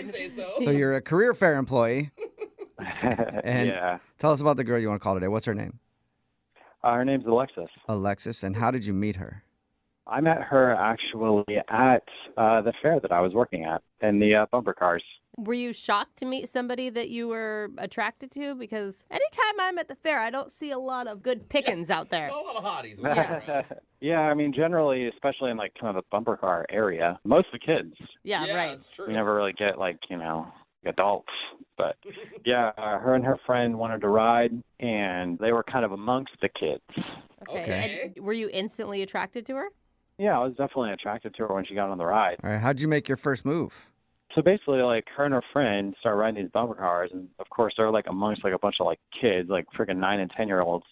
And some of the kids were getting like really aggressive with them and like bumping into them, and like they were just trying to have fun, but these kids were like obviously like on a mission to just like kill the adults that were there. Yeah. Exactly, yeah.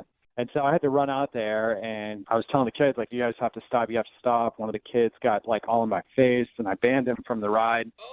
Wow, so you almost fought like a 12-year-old in her honor. Pretty much, yeah. I was about to get to that point. I mean, I didn't want to lose my job. Yeah, but right. She actually thanked me afterwards, and we got to talking, and I was kind of like, my shift's about to be over, and her and I just ended up walking around the fair for a little while. And, you know, obviously doing the games and stuff, obviously I got the discount, so. Oh, nice. You wowed her with your employee discount, huh? So how was it? I mean, did you guys click? Yeah, we definitely clicked. It was a great conversation. She's really nice. We're both from the same town. It's like a really small town. And yeah, I mean, I just felt like we just definitely vibed. Awesome. And that was the date, right? You guys walking around the fair? No, actually. We had a great time, and I was like, hey, you know, I've got some pizza and some beer at my place. And I asked her if she wanted to come over, and she was totally down. Nice. So how did it go back at your place? More bumper cars? Huh? Get it? Yes. Yeah, I hope so. That would be so cool. Yeah, that was pretty funny. Thanks. So, I mean, was it action-packed, though, back at your place? I mean, did you guys just hang out for a little while, or did you guys make out, anything like that? We just kind of kicked it back in my place. Like I said, you know, we were just kind of drinking and just kind of chilling, talking, great conversation. Okay, cool. So no makeout session at your house then? No makeout session, just a nice little hug session. Oh. That's a hug session. Hey, it's It all was like, session. yeah, like a long session of hugging, or it was just a normal hug, and that's all you got? It wasn't even a session. It was just a small hug. Oh, okay. So why do you think she's not getting back to you? I don't know, but if I had to speculate, at my house, you know, obviously, like, I did not plan on having a girl there that night. Mm-hmm. So it was just a little bit messy. That may be one thing. Also, on my kitchen counter, like right when you walk in the door, I have like 4 or 5 parking tickets since working at the fair, because we have to park in like a weird spot. So I don't know if maybe she saw those and maybe kind of like thought like I'm not a responsible human being. That combined with the messiness. And then the job, obviously, is not the most attractive of careers. Okay. So I don't know. These are just guesses. I have no idea. Could be a combo of all three. Did she comment about any of the messiness or the parking tickets or make fun of you or anything? Not with her words, but I her could words. see with her eyes that, you know, she was just kind of like looking around, you know, but like it didn't really like seem like a big deal to her. But again, this could be just me making things up in my own head. And how many times have you tried to get a hold of her since you guys hung out? I mean, I sent her like a couple texts, and then I tried the power move. I tried to call her. She didn't answer. So. Okay, we'll play a song and then come back and call her and get your second date update, all right?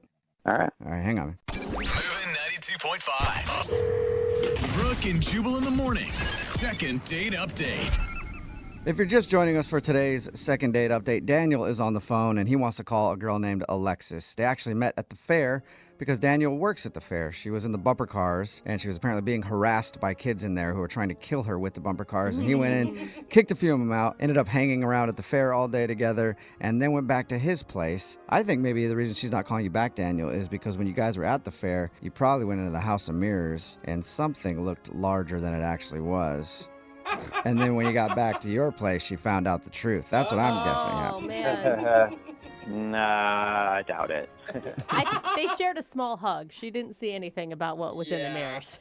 Yeah, I don't know what her deal was, but it definitely didn't have anything to do with any mirrors or any illusions of making things look larger than they really are. All right. Well, I'm about to call her right now. Any last words before we do? No, I just hope everything works out. If it was, I mean, you were kind of like guessing that maybe it was a couple red flags, like your messy apartment and the fact that you work at the fair. Do you still want to go out with her if that's the case? Because it seems kind of judgy. I mean, I'd like to go out there again. I mean, if I met somebody at the fair who was working there, I'd probably judge them too. Okay, right. So you get it. All right. All right, well, I'm going to dial her phone number right now. Here we go.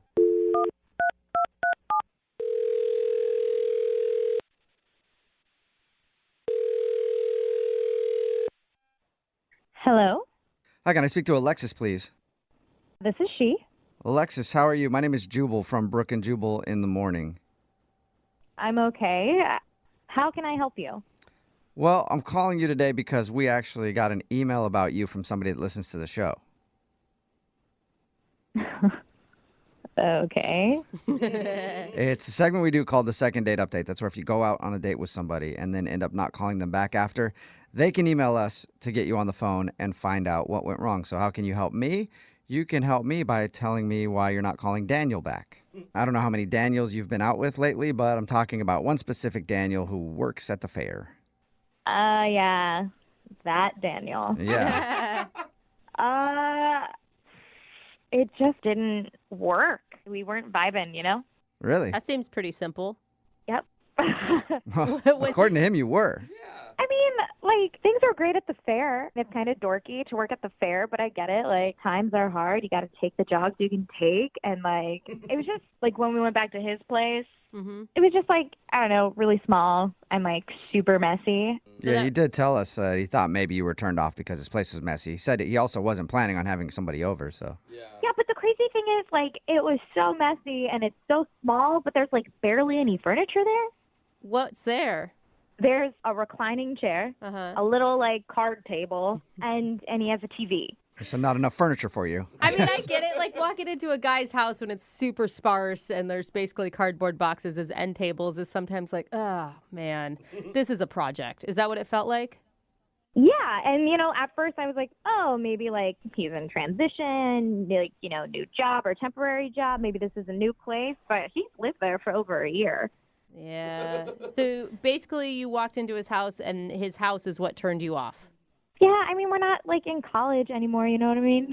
It's not like a barren house where we drink beer and have pizza. It's like, you know. But isn't that what he invited you over to do? Drink beer and have pizza? It wasn't just that. There's just something really weird. Like, there's this one really weird thing about him. Can you tell us what it is? So I noticed amongst his, you know, his chair, his table, and his TV that in the corner there was a dog bed. A dog bed? Oh, cute. He has a dog? You know, you would think he has a dog, but that is, in fact, his bed. What? What? Sleeps in a dog bed? No. He sleeps in a dog bed. Are you sure? Why? I mean, were you making that assumption or did he tell you that? Oh, no, I asked. I was like, oh my gosh, do you have a dog? I love dogs. And he was like, oh no, that's my bed. And I thought it was a joke. And he went over and he laid down in it. And he's like, join me. It's so nice and soft. I'm like, okay, like, whatever. So like, yeah, I tried the dog bed, still being like, maybe this is a joke. And then he was like dead serious. This is his bed. It's like the best sleep he's ever had. It's not worth investing in a mattress. Like, it was my God. So weird. is he actually proud? He's proud of sleeping in a dog bed? Well, I guess he's not proud enough to tell you guys that, but he was sure proud when I was there. I just picture him like walking around in circles before he finally laid down. Messing with the blankets with his mouth. Yeah, I wouldn't be surprised. Oh my God. What did you say to him? Once I realized this was like a real thing, I was like, I gotta get out of here. This is like, you know, like serial killer kind of weird. And the worst part was he definitely has those like sad puppy dog eyes. And when I was like, gotta go, and it was just like those sad eyes. So I gave him this weird quick hug and then was like, bye, which to me, I thought was very clear. That's not working. I'm out. I cannot believe you went on a date with a carny that sleeps in a dog bed. It sounds fitting. Wow, that sounds even weirder when you put it like that. Yeah, it does. Well, guess what, Alexis? It's going to get a little bit weirder still because Daniel is actually on the other line and wants to talk to you. Hey, Alexis. What? Yep. Oh. Hey. Is this really happening right now? Is this one of those, like, game shows? Have I been, like, punked or something? No. First of all, like, you didn't mention you were upset about my bed. And I'm legit, like, wondering why, like, you would think that's a weird thing. What? I mean, I guess it could kind of come off as just a little bit weird, but, like, until you actually try it out. I'm legitimately confused on how you don't think this is a weird thing. Well, I mean, is it normal for people to sleep on mattresses?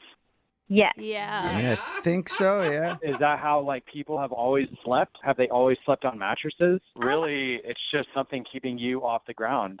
What? Don't be a sheeple and give in to mattresses? Is that what you're trying to say? Well, I'm trying to tell you guys, I've tried human beds in the past, and they're not as good. Dog beds are very simple. They're smaller. What? I guess it would be easy to move around if you're moving. No, but for real, like, are you just having some serious? I mean, we get it if you're having some serious financial issues and you can't afford a bed. Like, No, it's not. It's nothing like that. I had a dog in the past, and I bought my dog a dog bed, and he was not interested in it at all. Like, he didn't sleep in it. And one day I was just chilling around the apartment, and I just tried to take a nap in it. And I had a really deep sleep. It was like an amazing nap, and then I just tried sleeping in it at night. And it just like really worked out. Like, I've never slept better. Oh, so you just love sleeping in your dog bed? Yeah, like I said, it's just like a regular bed that happens to be made for dogs. but no woman is gonna come back. I mean, Daniel, what happens if like you had a long-term girlfriend who moved in? You obviously wouldn't fit on a dog bed. I'm just going to throw this out there. They do have like bigger dog beds for like mastiffs and like larger dogs. Wait, how big are you sleeping on right now if you're not already on a Mastiff dog bed? It's just like a regular bed for like kind of like medium-sized dog. Oh, you just got to get curled up, I guess. Yeah. It forces you to get like curled up in like a really nice position. And Alexis, I don't even know why you're trying to act like this right now on the radio when you clearly laid down in the bed and you thought it was comfortable yourself, you know, and you're trying to act on the radio now like, you know, this is a deal breaker for you. I just didn't want to get murdered, you know? Nobody's going to murder you. You're just being stupid. Was it comfortable or not? Be honest. Absolutely not. It's like an inch of foam. I want a big bed. Like, give me that California king so I have my own space even when someone else is there. Like, you're out of your mind, man. This is not how she was at the apartment. She was not acting this way. I'm with her, dude. If I went back to a dude's house and he's like, yeah, come join me on the dog bed, I would also immediately flash on some sort of serial killer instinct. I'm not going to lie. I would be as nice as I can until I got out of there. I don't think you guys are with the times. Like, I think you need to try other things out. And, like, you guys giving me for sleeping in a dog bed. I think that dog beds it's like a devolving thing, not an evolving thing. Well, whatever you guys think. But at the end of the day, you know, like, I'm sleeping really nice. Like, I think it's a great sleep.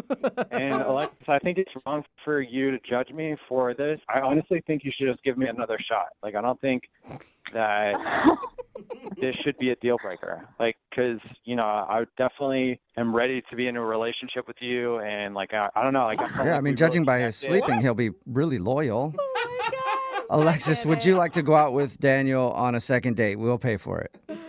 Absolutely not. Yeah, dude. I think futons are wrong after the age of 25. I think you answered too quickly, and, like, you're not hearing me out. I'm okay with getting a regular bed and just putting my dog bed next to it. Yeah. So there you go, Alexis. Compromise. If you guys were to continue to date for a long time, you could get an actual bed. He'll just put his doggy bed on the side that he sleeps on.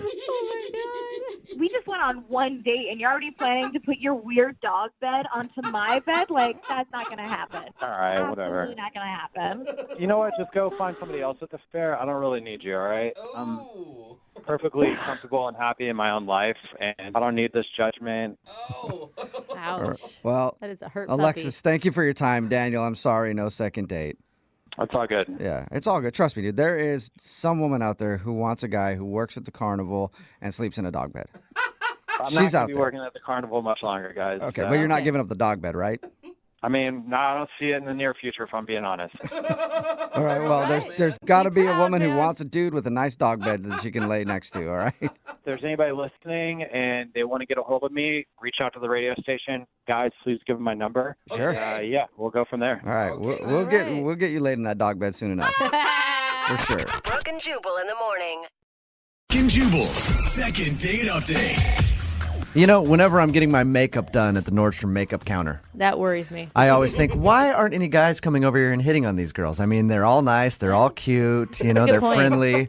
Personally, I'm there just to get, you know, the shine down off my forehead a little bit before I go out for the evening. But I figure, why don't guys hit on them? Apparently, they do, and that's how Cam got a date with the girl he wants us to call today. Really? Cam, how are you? I'm all right. How'd you pick up this girl? You were walking through Nordstrom and she came up and talked to you and you just asked her for a number, or had you seen her before? And Well, I've been through there a couple times, you know, trying to find, like, good ties and dress shirts, but she just had these eyes that kind of, I don't know, they just caught my attention every time, and I saw her over one of the perfume counters, and I had to go over and say hi. Did you do like the whole, hey, I need some perfume for my sick grandma? Sick grandma? Well, I don't know girls that always is fall for sexy. the sick grandma card. I don't know. Is that what you did, though? Did you go over there and be like, I need some perfume for my mom for Mama's Day? Like trying to... Actually, yes, that's exactly what I did. Really? That's Awesome. kind of genius. It obviously went well for you. Yeah, we talked it up, and she was just cute and amazing. She had a great voice too, so it was all kind of the whole package came together, and it kind of Does that turn you off? Like, if their voice isn't, you walk up and you're like, oh, sorry about that. You have a very raspy voice. I don't like it. It does. So you have like a butt guy, a boob guy. You're a voice guy. Yeah. Something for everybody out there. All right. What did So you guys... tell us about your date. I took her out to this seafood place, really high end, and it went great. Got some nice recommendations from the waiter. We got a bottle of wine, and we just had this great time. But I don't know. By the end, it felt like she wanted to kind of bust out pretty quick. Mm-hmm. And I wanted dessert, but she was looking to go. And then the walk to the car kind of. Let's just say I went in for the kiss, and the hug happened. Oh, that's the worst. Awkward. Yeah. Was there like a certain turning point that you can remember in the date? Not really. I mean, there was one point where I got my order, and I ordered the salmon, and she kind of got hers, and she asked me for kind of a bite of what I had, and I'm not really a food sharer. Yeah. So you told her no? Well, yeah, because it's kind of a first date thing. Did she go for like to grab some food off your plate and you smacked her hand out of the way? No. I'd pick up the check. I will buy you anything you want, but Right. if I order it, it's because I want the whole thing. Yeah, I'm not a big fan of sharing food either. It's like we've been dating for a while. You can have a bite. But on a first date, though. Yeah, on a first date, it's kind of weird. We've had a second date update before where this actually ruined the date was because the girl kept taking food off of his plate. Remember that? And he wouldn't call her back.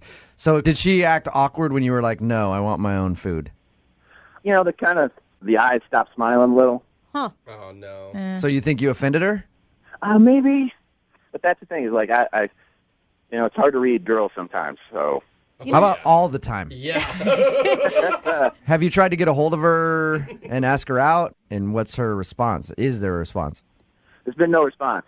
Jubal. It's been like nothing from the texts or calls. It's just kind of blank. All right. So she's just not responding to anything.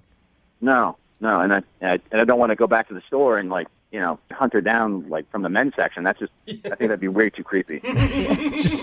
Well, she has to talk to you at that point, though. No. If you go to the perfume table again and you're just like, hey, we got to discuss this right now. I want to make a purchase and you have to talk to me. It's really a great idea, I think. No, it's not. All right, man. Well, we're going to play a song, come back, call her, and get your second date update, all right? Awesome. All right, man. Hold on. Moving 92.5. Brooke and Jubal in the mornings. Second date update. Hey, Cam? Yeah? I didn't even ask you. Why do you want to call Mackenzie in the first place? Like, really, she sounds like a terrible person to me. Oh, come on, Jubal. First date, wanted to borrow food. You know what I mean? She just wanted a bite. A bite? Yeah, but that is just rude, trying to steal your food on a first date. You know it's always a gateway bite. Yeah. You You can guys. rethink this second date update if you want to, Cam. Nah, I still got to find out what happened. All right. If you're just tuning in, Cam wants us to call Mackenzie. They went on a first date together to a seafood restaurant. He ordered some salmon. She asked to have a bite of it, and he told her no. And that's where he thinks the date went south because she kind of like tightened up after that and maybe thought it was rude that he wouldn't allow her to have a bite of his food. He went in for the kiss at the end of the evening, got a hug instead, Ouch. and has heard nothing from her since the date. Now, Cam, if she's that mad over a bite of food, do you want to go out with her again? Yeah, depending upon what the food is, I'm open to it. I like So that. it's like if it's like pizza, it's okay because that already comes sliced, and it's like a, kind of like you can already take that off. But if it's a piece of fish or something like that, don't touch it, right? Absolutely. All right, you ready to give her a call? Yeah. Here we go.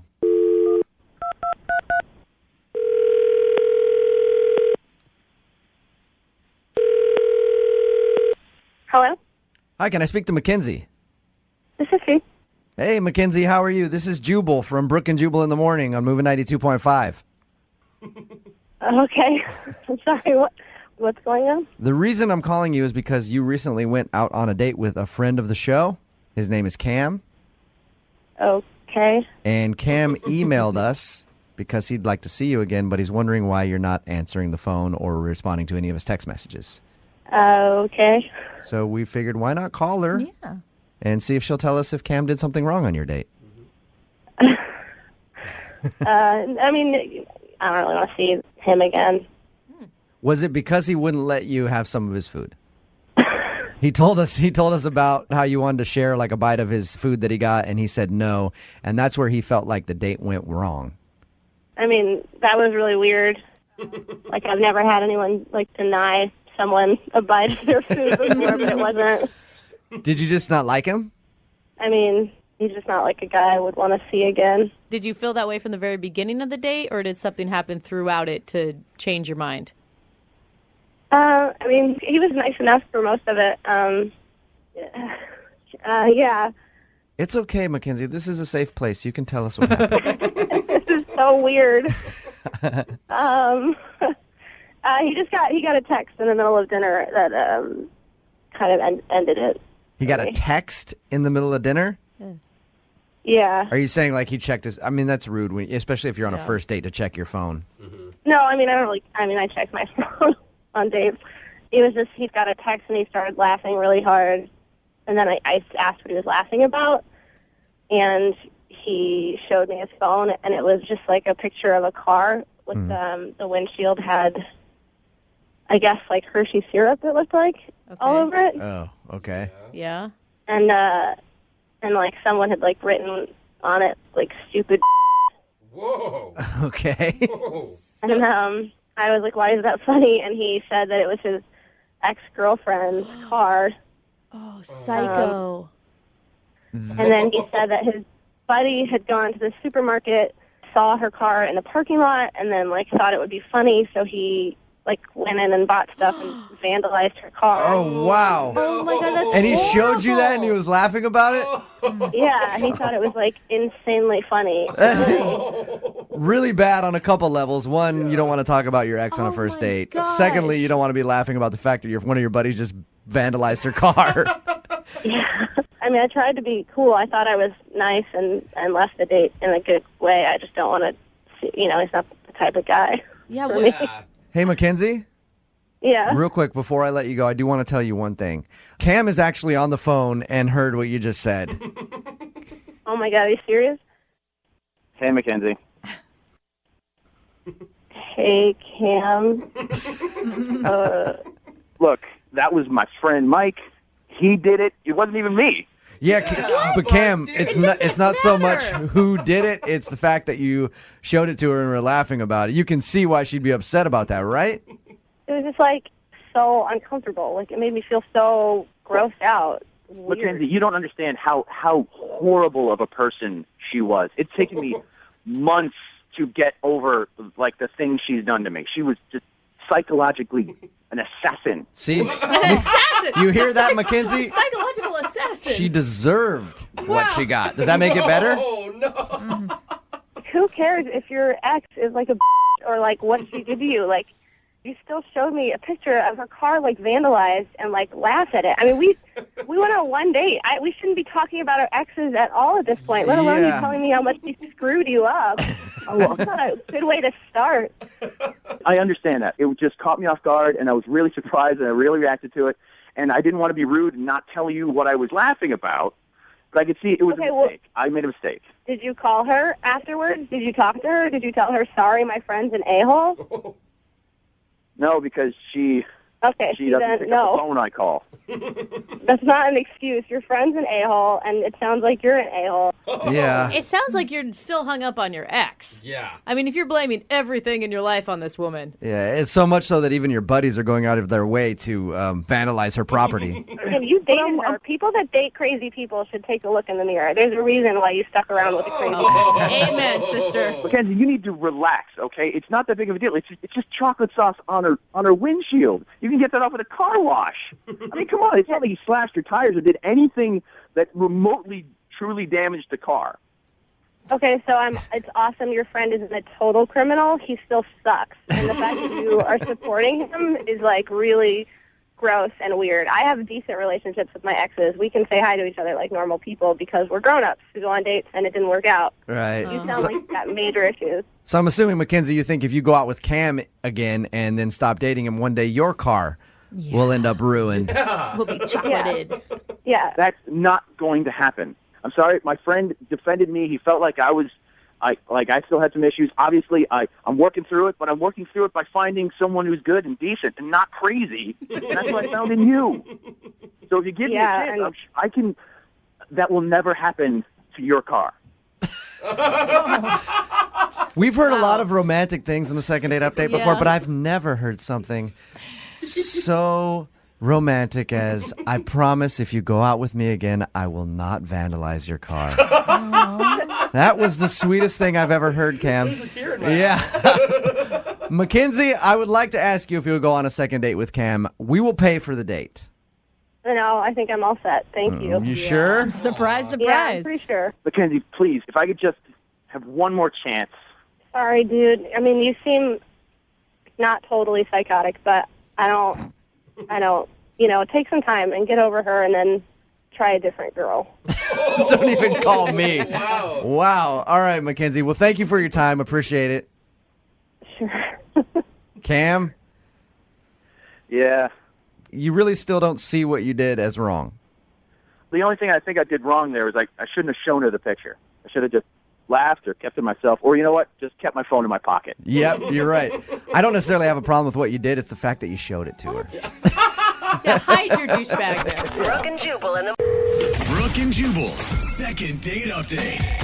I can't believe that we're doing this. Okay. I'm actually shocked. That actually takes a lot, so I'm scared. I can't believe the email that we got in to do a second date update today. Whoa. Over the last couple weeks on the show, we've had a couple of crazy exchanges with a woman who claimed that she wasn't lying to her husband when she didn't tell him about going out with her ex-boyfriend. Oh, don't tell me the saga's continuing. Yes, she's back on the phone with us way. today. She hates us. She yells at us every time we talk to her. You would think that she hates us, but apparently she wants to clear the air. Hello, Alicia. Why do you have to be such a I'm How are we already I'm not- starting like this, Alicia? Alicia, hold on. I need to refresh everybody's memory with what happened, okay? You first came on the show because an ex-boyfriend came back into your life and asked you out to dinner, and you weren't sure if you should tell your husband or not that you agreed to go out with him. He wanted to take you to... No, I wasn't going to tell my husband, and Right. it wasn't a big deal Okay. until you guys made it a big deal. Right. So you came on the show, asked us for our advice, and then your husband heard that on the show and then emailed us so that he could call you in an awkward Tuesday phone call. He got you on the phone, and then this happened. I never should have called you guys in the first place. Never. You know what, Alicia, you're actually right. Well, you never should have lied to your husband in the first place. Yeah, and then there none it of is. these phone calls... Oh my God. So, my God. Alicia, after being on the show, yelling at us twice, saying that we were horrible people, and then hanging up on us both times, why are you back on the show today? Because after all the bullshit you guys put on the radio, and I don't know how you did all this editing to make me sound like a jerk, my friends and family are like, you're kind of a bad person. And I'm not a bad person. I'm calling to freaking set the record straight. Alicia, you remember that you actually went out with your ex-boyfriend, lied to your husband, told him that you were going to see your girlfriends, and then... I didn't lie. I just didn't tell him because I didn't want him to get upset. How many times do I have to tell you this? So you're just you're angry with us, and you want to come back on the show and just yell at us some more? Is that what's going on? Well, I want to set the record straight. I want you to call the guy that I went out with, Brad, and because now my husband thinks something else happened. Because all of the crap that you put on the radio and you made me come off bad in your editing, now my husband is questioning whether or not I hooked up with this guy, which I absolutely did not. And I want you to Alicia. talk to Brad. Okay, Alicia, we didn't edit those like crazy to make you sound, bad. Whatever. I don't know. Look, I just know what reality TV does to people, and I'm pretty certain you do the same All right. thing. So you want to do a second date update with the guy that you went out with. No, see, this is why you're a dick. No, I'm not doing a second date update. It wasn't a date. Okay, but the segment that we're doing right now is called a second date update. Then I want to be on a different segment. No, well, this is where we can fit you on. Do you want to clear the air or not? I want to clear the air, but it wasn't a friggin' date. Okay. Yeah, but remember, well, Alicia, you told us that your ex actually hit on you at the restaurant. Yeah, maybe it was a date to him, but it wasn't a date to me. okay, so then we'll do it in a second date update. You get your point out no matter what. This is just whatever. Alicia, Fine. you'll get your point out no matter what, all right? So what do you want to do then? You want to call this guy, and what are you hoping to get out of it? I'm not the bad person here. Okay. He's the one that was suggestive. He's the one that contacted me to begin with. And I'm the one that left when he started getting weirdly flirty. I need that to come out so everybody knows that I didn't freaking sleep with him. Okay, so you want to just prove that you didn't do anything wrong while you're out with this guy, and you want everybody to hear it, everybody who's already judged you from hearing you on the air, your family, your husband, all that. Right. I'm innocent. This guy is to blame. Okay, But do you I am an innocent party. Do you think that people are judging you because they think that you hooked up with your ex, or do you think that they're judging you because you weren't honest in your relationship and refused to take? You guys made it seem like I wasn't honest. You guys made it seem like I was a liar, okay? Like, what I said was taken out of context. And I don't know how you edited it to make me sound like an ass, but I'm not an ass. But didn't you, to your husband's face, tell him that you were not going out with your ex, that you were going out with girlfriends? Wasn't that actually the case? I didn't lie. I just didn't tell him. Okay. That's completely different. So, in a second, we're going to play a song and then come back and call this dude that you went out with. We're going to call him. I want to talk to him a little bit and hear it from him that he hit on you and your side of the story is true, and then you can talk to him, okay? I don't need to talk to him. I just need you to prove that I'm a good person. Okay, I'll help prove that you're a good person and clear the air with everybody involved, everybody that you want to clear the air with, okay? It's about time you did something right. Thank you. Can you just not call me an ass for a second? You really make it hard. She does have a point. All right. I mean, that was the one thing I'll back her on. Okay, I'm going to play a song. We'll come back, and then we'll call Brad is his name, right? I f***ing said his name 57 times. God. Have you listened to a word I said? Like, I'm sorry. I realize that you're angry with the show because you feel like we made you look bad. No, I don't feel like that. I know you made me look bad. All right, well, we made you look bad, so we'll play a song, come back, and then we'll get your second date update, okay? It's not a second date. I realize that, but the segment's called that, so I have to say that. Just do it. Okay, we'll do it next. Moving 92.5. Brooke and Jubal in the mornings. Second date update. You know what part of today's second date update that I'm looking most forward to? At the end of it, when I get to ask them if they'll go out on a second date. That's so messed up, Very, dude. very excited about that. Now you're just trying to push her buttons. Alicia, are you there?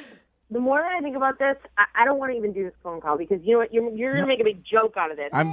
I'm kidding. serious. I'm just joking with you, Alicia. I'm going to let you. Exactly. It's not funny. All right.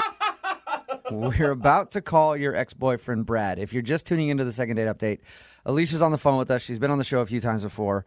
All of those ended up with her being very, very angry with us. She's still angry with us, but Yeah, I can't imagine why. she wants to come on the show and clear the air. She first came on because she was having an issue about going on a date with an ex-boyfriend, and she didn't want to tell. No. Well, what going mistake? going out to meet up with her ex-boyfriend and not telling her husband about it.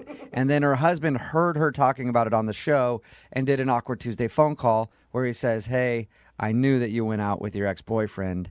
You lied to me." And then Alicia got very upset because she was being accused of being a liar. That's accurate enough, right, Alicia? Yes. For Okay. once, you got something right. And now Alicia wants to call her ex-boyfriend, and I'll let you explain it, Alicia, because every time I do, you get angry with me. You want to call your ex-boyfriend because why? Because my friends and family think I'm a liar, and now my husband thinks I hooked up with him, which I absolutely did not. And now you idiots have made a mountain out of a molehill, and I wanted to clear it up. All right. So have you talked to your ex since you guys went out? No, I absolutely did not talk to him. I don't want to talk to him. He's a creepy pervert. Okay. Alicia, I'm on your side here. I know you don't think I am, but I am on your side. I don't believe that for 1 second, but thank you. No, I I am, think he Alicia. is. I am on Yeah. your side. If you feel like we wronged you and made you look bad, I'm all for you clearing things up with your husband and everybody else who thinks that you're a liar. I really am. Great. So I expect you not to make me look like an ass in this call. I won't. I'm going to talk to your ex-boyfriend and hopefully get him to say that he hit on you and you behaved perfectly. Hopefully. That's the only thing he can say. That's the truth. Okay, well, he'll say that, and then you can come on and talk to him. I don't want to talk to him. I have no desire to talk to him. Okay, you don't need to talk to him then. I'll talk to him, and then hopefully we'll be cool. I don't think we'll ever be cool, but fine. Okay. I'm going to call him right now then, all right? Just let's settle this. All right, fine. Okay. All right. I just want to like make things okay with this, you know? You're not making anything okay. All right.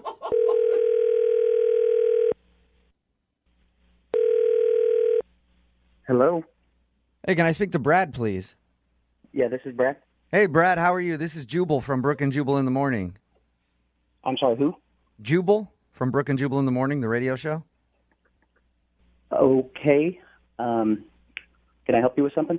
Yeah, you can, actually. We recently got an email about you from one of our listeners. It's an old friend of yours, and you guys recently went out to dinner.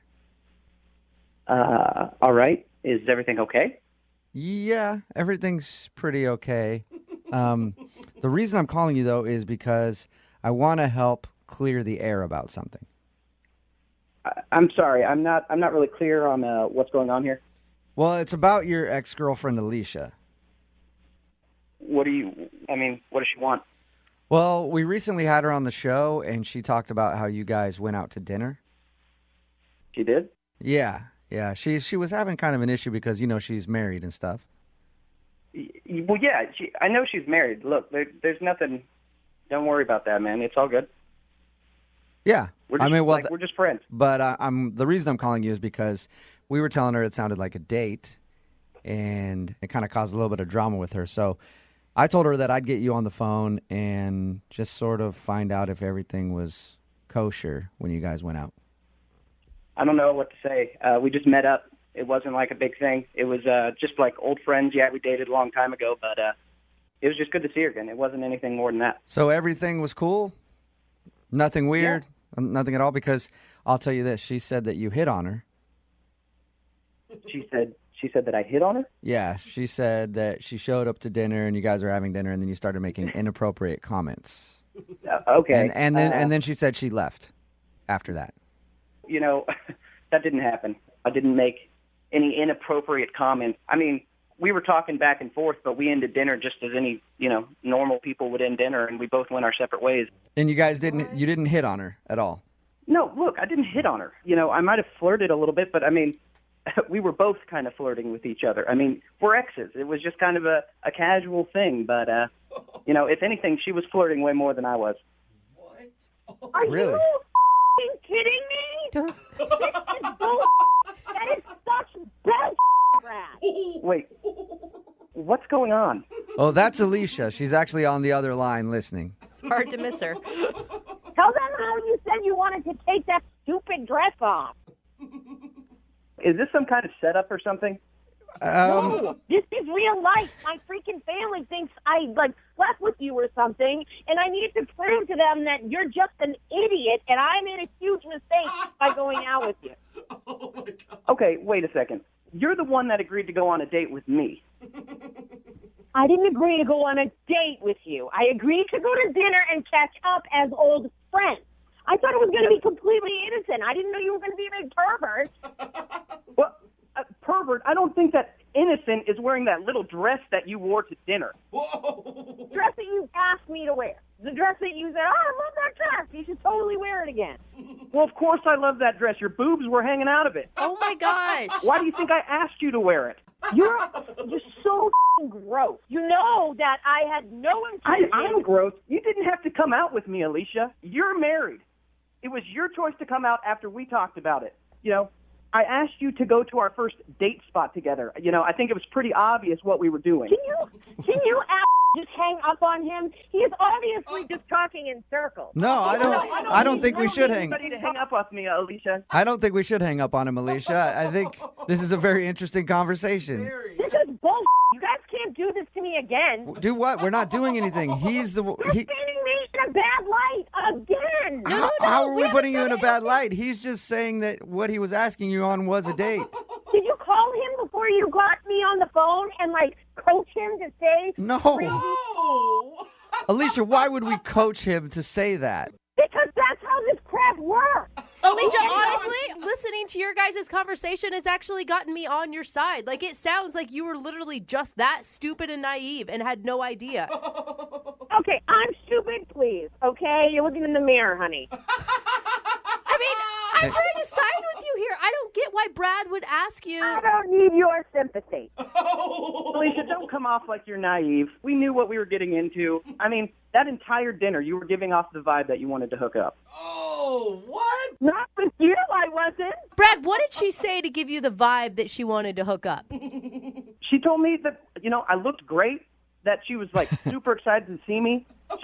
Brad, that all sounds pretty normal. Yeah. It does, actually. Yeah, like, I would say that stuff to my grandmother. Oh, my God, you look great.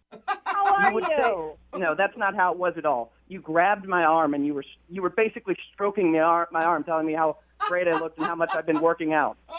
We haven't even seen each other in over 2 years. Yeah, it was nice to see you. I gave you a hug and I put my hand on your arm. Really? Did that mean I was taking off my panties? I don't think so. No, I'm not saying you were throwing yourself at me, but I'm just saying, we were talking. But that's and what you're insinuating. You were into it. That's what you were insinuating. That I was ready to jump in the sack with you. You were. You were. Guys, hang up on this ass, please. No. Oh, my God. Here, all right, Alicia, here. Brad clearly thought you were hitting on him, but Brad, bottom line, nothing happened when you guys went out. Nothing happened, but she wanted to hook up. There's no way in hell I would have ever hooked up with you. All right. I think she's Well- pretty clear. This is pretty classic, Alicia. Just to freak the out. Really? Oh, this is like a pattern here. Oh, yeah. This is why we broke up Don't 2 act years like ago. you know me inside and out, okay? We barely have spoken in years. Well, first of all, I do know you inside and out, if that's where you want to go. But second of all, Whoa. you're the one that's freaking out. It was just a dinner, and now you're on the radio talking about Exactly. It was like just a small a dinner, thing. but now you're insinuating that it was something more. Yeah, but Alicia, we learned that nothing happened between you guys. So you got your mission accomplished. It doesn't matter what the you think. I did this so my friends and family would think I wasn't lying, and now he's making it seem like I'm a hussy. I'm pretty sure your friends and family already had a pretty strong opinion before we went out on another dinner. Hey, at this too point, much, Brad. I That would is love too to much. ask you guys if you'll go on a second date. Brad, would you like to? Brad, would you like to go out with? Absolutely not. No, Absolutely not. no's everywhere. Thank you, Brad. Thank you for being honest with us, Brad. I appreciate it. Yeah, whatever. Alicia, are you still there? No. No, All right. Gone again. Well, hey, I look forward to, I don't know. She's going to show up in another segment, She's your new best trying friend. to clear the air somewhere else. Hey, you know what? Maybe she'd be a good phone tap. No. Oh, yeah. She'd be pissed right away. I know that. Her reaction That's a good would be idea. classic. Brooke and Jubal in the morning. Text in at 78592 that says the only reason Alicia is all riled up is because of what you guys did to her. What? Leave her alone. Brooke and Jubal in the morning. If you missed the second date update today, Alicia was in it. If you don't know who Alicia is, well, she's Yeah. been on the show 3 times now. It started when she wanted some advice, sort of. Her friends basically pressured her to call into the show and ask us if she should tell her husband that she was going out with her ex-boyfriend. She's been married for 2.5 years, hasn't talked to the dude in forever. Their first date spot was where the guy set up dinner for them to meet. He even asked her to wear a dress that she wore when they used to date. And she did all that and didn't tell her husband about it. Then her husband heard that and wanted to call her in an awkward Tuesday phone call. Man. He did that. She lied to his face, went out with the dude, and then she says that we edited it and made her look bad. It's really hard to edit her just yelling at us and calling us a-holes. We didn't do that. That was her voice. There's no way for us to edit it that way. And she just did a second date update with the guy she went out with to prove that she wasn't a liar and she didn't hook up with him because now her husband was skeptical. And she just basically yelled at us and hung up on us again. She And just like Alicia's my new people. favorite She person. doesn't get what she wants. She just freaks out. Like that's it. Well, she just wants validation that she's right. That's the only thing I think that woman I think wants. she got but, it. I think she got it. It will be online shortly on the website, movie925.com. Remember, if you want to do a second date update, all you have to do is email the show. We'll call the person who didn't call you back. Brooke and Jubal's second date update. Start today's second date update off with a little bit of advice. If you're like 2 years clean and sober and you haven't touched alcohol, probably don't choose a first date to make that your first drink in 2 years. No way. That's what Katie's email said. Katie, how are you? Hey, good, thank you. So your email to us said that you hadn't touched alcohol in 2 years, but that all changed on your date with Nick. And now you're regretting it because he's not calling you back. That's exactly what happened. Can we hold on before I get too worried? Why did you stop drinking in the first place? I just decided not to drink because I was just drinking too much and acting crazy in a way that I don't want to really say on the radio. Yeah. Okay. And so I quit. Okay. But then, I don't know, I just wanted to get along with him. He's so cute. Oh, All right. we were just worried we'd have to plan your second date at an AA meeting. Right. That's just. Or this is actually an intervention. No, I think it's okay. I'm not going to do that again. So what did you guys do on your date? First, we met at a bar, like at a happy hour. And so Okay. that is what there was to do, was have a drink. And we talked, and he's so nice, and I really liked him. And before I knew it, like 3 drinks had gone by, and we were having a good time. And then I start not remembering so well what happened after that. I know that I kissed him, and I said, let's go dancing. And I know we went to a club. Katie, how did you meet him? Oh, we have mutual friends. My girlfriend has been telling me about him Right. for months, and we just finally hooked up. Did he know before you went on the date that you weren't drinking? No, it's no big deal. I didn't even tell him. He was already there. He was sitting at the bar. The very first thing he said to me is, "What can I get you?" And I just thought, "Oh, I haven't done this in a while. Maybe I'll have a drink." And so stupid. Well, the first drink wasn't so stupid. I think it was probably the 6 Yeah. following that It may was have. 17 shots of been- Fireball later.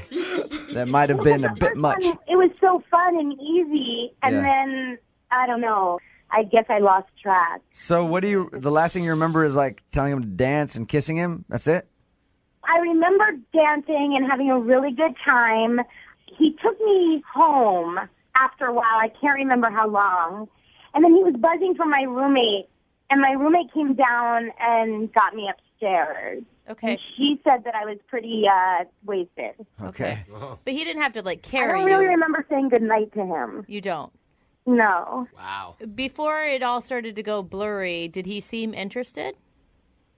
I think so. I mean, I was laughing a lot, and we were dancing. I hope I didn't fall or anything. I don't know. It's just a mistake, and I just want the chance to tell him that that's not me. How many times have you tried to get a hold of him? 5. Were any of those drunk dials? Just curious. No. All right. No, and they were all texts, and he just won't return my texts. All right. And I don't want to, call him or... Well, we'll call him then. How about that? That's what I was hoping you would say. We're going to play a song, come back, call him, and get your second date update, okay? Okay. All right, hang on for me.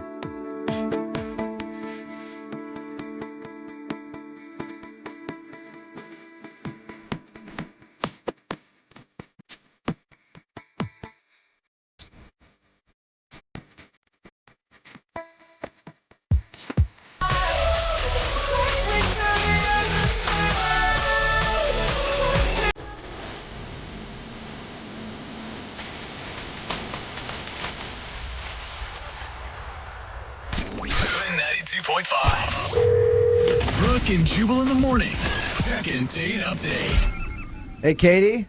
Yes. Did you manage to stay sober during that song? Yes.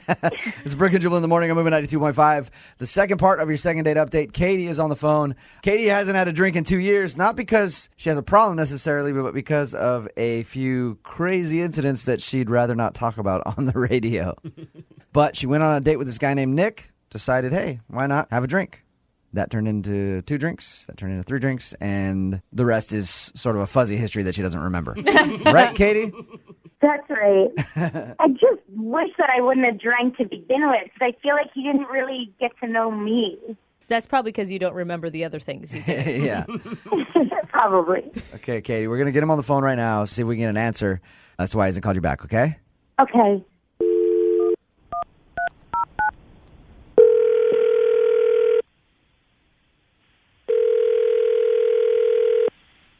Hello? Hey, can I speak to Nick, please? Yeah, this is Nick. What's up, dude? How are you? This is Jubal from Brooke and Jubal in the morning. I'm moving 92.5. Wait, what? This is Jubal from Brooke and Jubal in the morning, the radio station. Okay.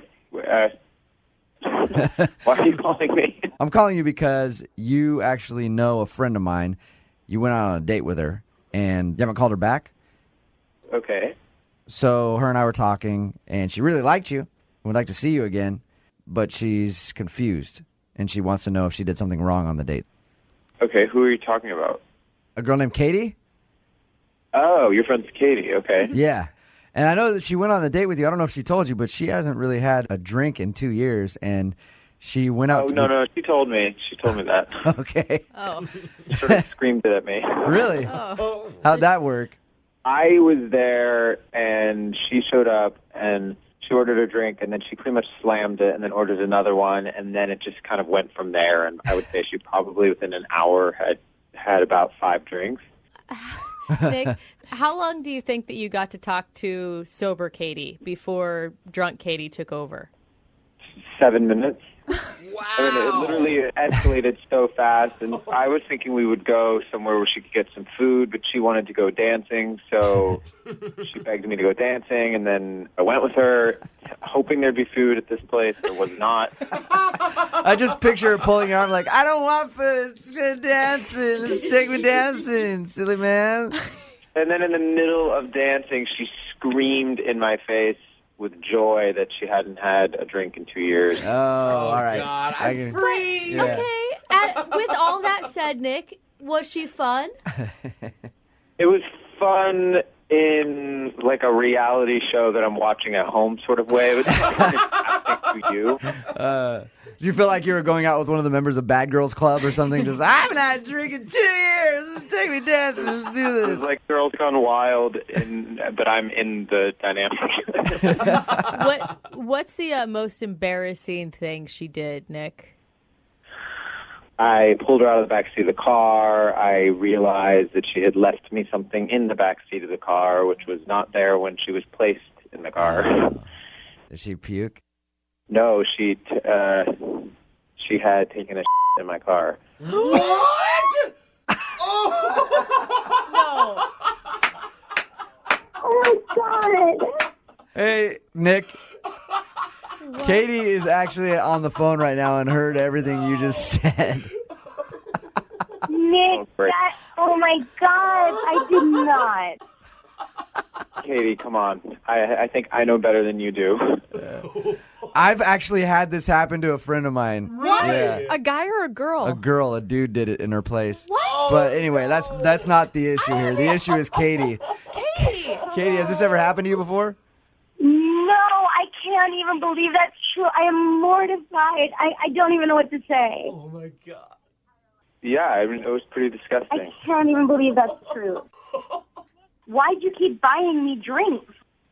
I didn't buy you drinks. I threw you over my shoulder, dragged you home, you in my car, and then I said No, goodbye I'm to you. talking about before you had to put me over your shoulder. Like, how many drinks did you buy me? At some point, you probably realized I was pretty drunk. Like, why wouldn't you take me home? Dude, you kept ordering the drinks, and I don't know you. And she didn't tell you at the beginning of the date that she had had a drink in a long She told time. me at the end, which point I brought you home. Katie, didn't you realize when you got home and things were a mess, your clothes, that something would have happened?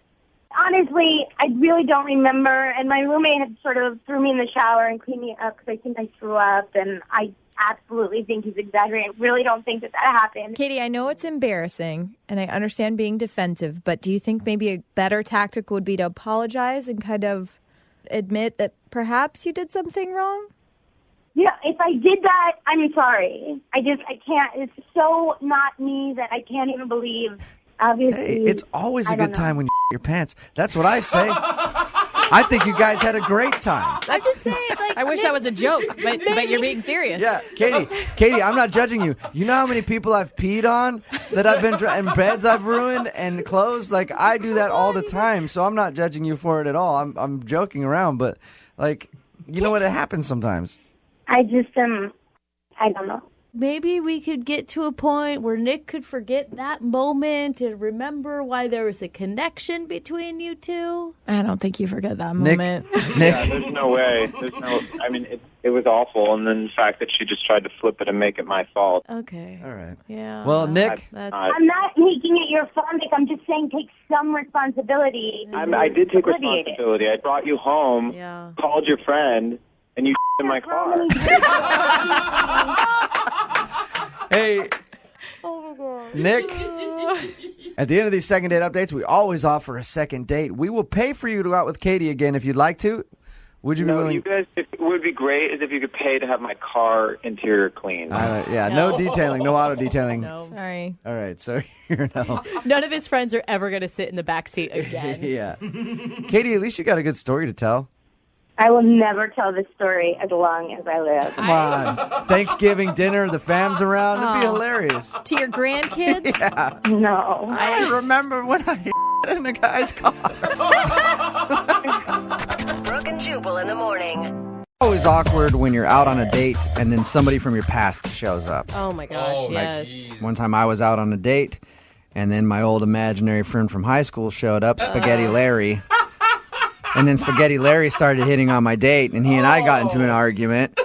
And before I know it, my date's running out of the place, and Spaghetti Larry and I are in a fist fight. And then I end up in handcuffs, stateless at the end of the evening. Damn it, Larry! Spaghetti Larry always ruins everything. That guy. And Kyle, who's on the phone to do a second date update right now, ended up running into somebody from his past while he was out on a date. Not sure if it was his imaginary friend or somebody else, but Kyle, who did you run into when you were out on your date? I bumped into my ex. Oh, I was really going to Yeah. hope you were saying like your ex-teacher or your ex-boss. That's worse than getting into a fist fight with your imaginary friend on a first date. So tell us before you get into running into your ex, where'd you meet the girl that you went out with? I met her on Tinder, though. I had good vibes from her photo, not to sound pervy, but, it was good. We both swiped. We both swiped to each other, you know what I'm saying? Yeah. So we met up for a couple of drinks at this local bar, and this girl, Megan, she's great, beautiful. We were vibing, so then I went to the bar to get some drinks, and then right there, lo and behold, I saw my ex, Kathy, who I just broke up with, a month ago. So still fresh. Yeah. I thought this was like an old ex. Yeah. And did you guys leave things on good terms, or was this a bad breakup? Yeah, it was pretty messy. She's been stalking me. She's been talking to my friends. She's been calling my parents, seeing how I'm doing. And I've blocked her from my phone. I've blocked her off Facebook, and she's still trying to get in my life through other people. And it's just I'm just trying to just cut her off. And I don't know. That's what kind of annoyed me when I saw it at my favorite bar. I'm like, this is my bar. I brought you here the first time, we dated. Why are you here again? Yeah. That's what happens in breakups. Somebody always gets the bar. Yeah. Right. And so this was your bar, and she was there probably waiting for you, it sounds like. Yeah, she probably was. Whoa. So she's all drunk. She comes over to me and just starts bawling and hugging me and saying we could still make it right and all this and that. And I'm just dude, I'm in a date right now. Stop. It was very excruciating. Did the girl that you were out on a date with see her talking to you? Yeah. I have no idea because I brought her to the back because she was starting to make a scene and everyone was looking. So I was like, all right, let's just talk in the back. Oh, man. Did you get her to leave after you guys went to the back? I finally calmed her down and I got her out. How long did this go on? How long was Megan sitting there while you're in the back trying to calm down your ex-girlfriend who's in tears? I was trying to just get her out as soon as possible, but I don't know. It almost became half an hour. 15, 20 minutes. Yeah. Was she still waiting for you at the table when you got back? That's the thing. When I went back, she was gone. Yeah. Oh, no. If you see your date go into the back with another woman, chances are you should probably leave. Yeah, and that's what pissed me off because, I didn't get a chance to explain the situation. So I actually texted her, right? And I was like, hey, where you at? And she texted me back, nice try. I don't play like that. Oh, no. Okay. So she definitely saw you go back there with your ex. Probably doesn't even know the whole situation and thought something else was going on. Yeah, she probably thought I was macking on some other chick when I was trying to get a drink, and she probably thought, oh, I'm a player. I'd probably think the same way, Yeah, definitely. I would think the same thing if that happened to me. Was that the last thing you heard from her, just that text, or did you guys talk more? That was it. Like, I texted her, let me explain, but just a wall of silence. Yeah, I don't blame. I mean, there's so many red flags there. Even if you weren't hitting on another person, like there's a crazy ex involved. Even then, that explanation. Yeah. I mean, Are you ready to date?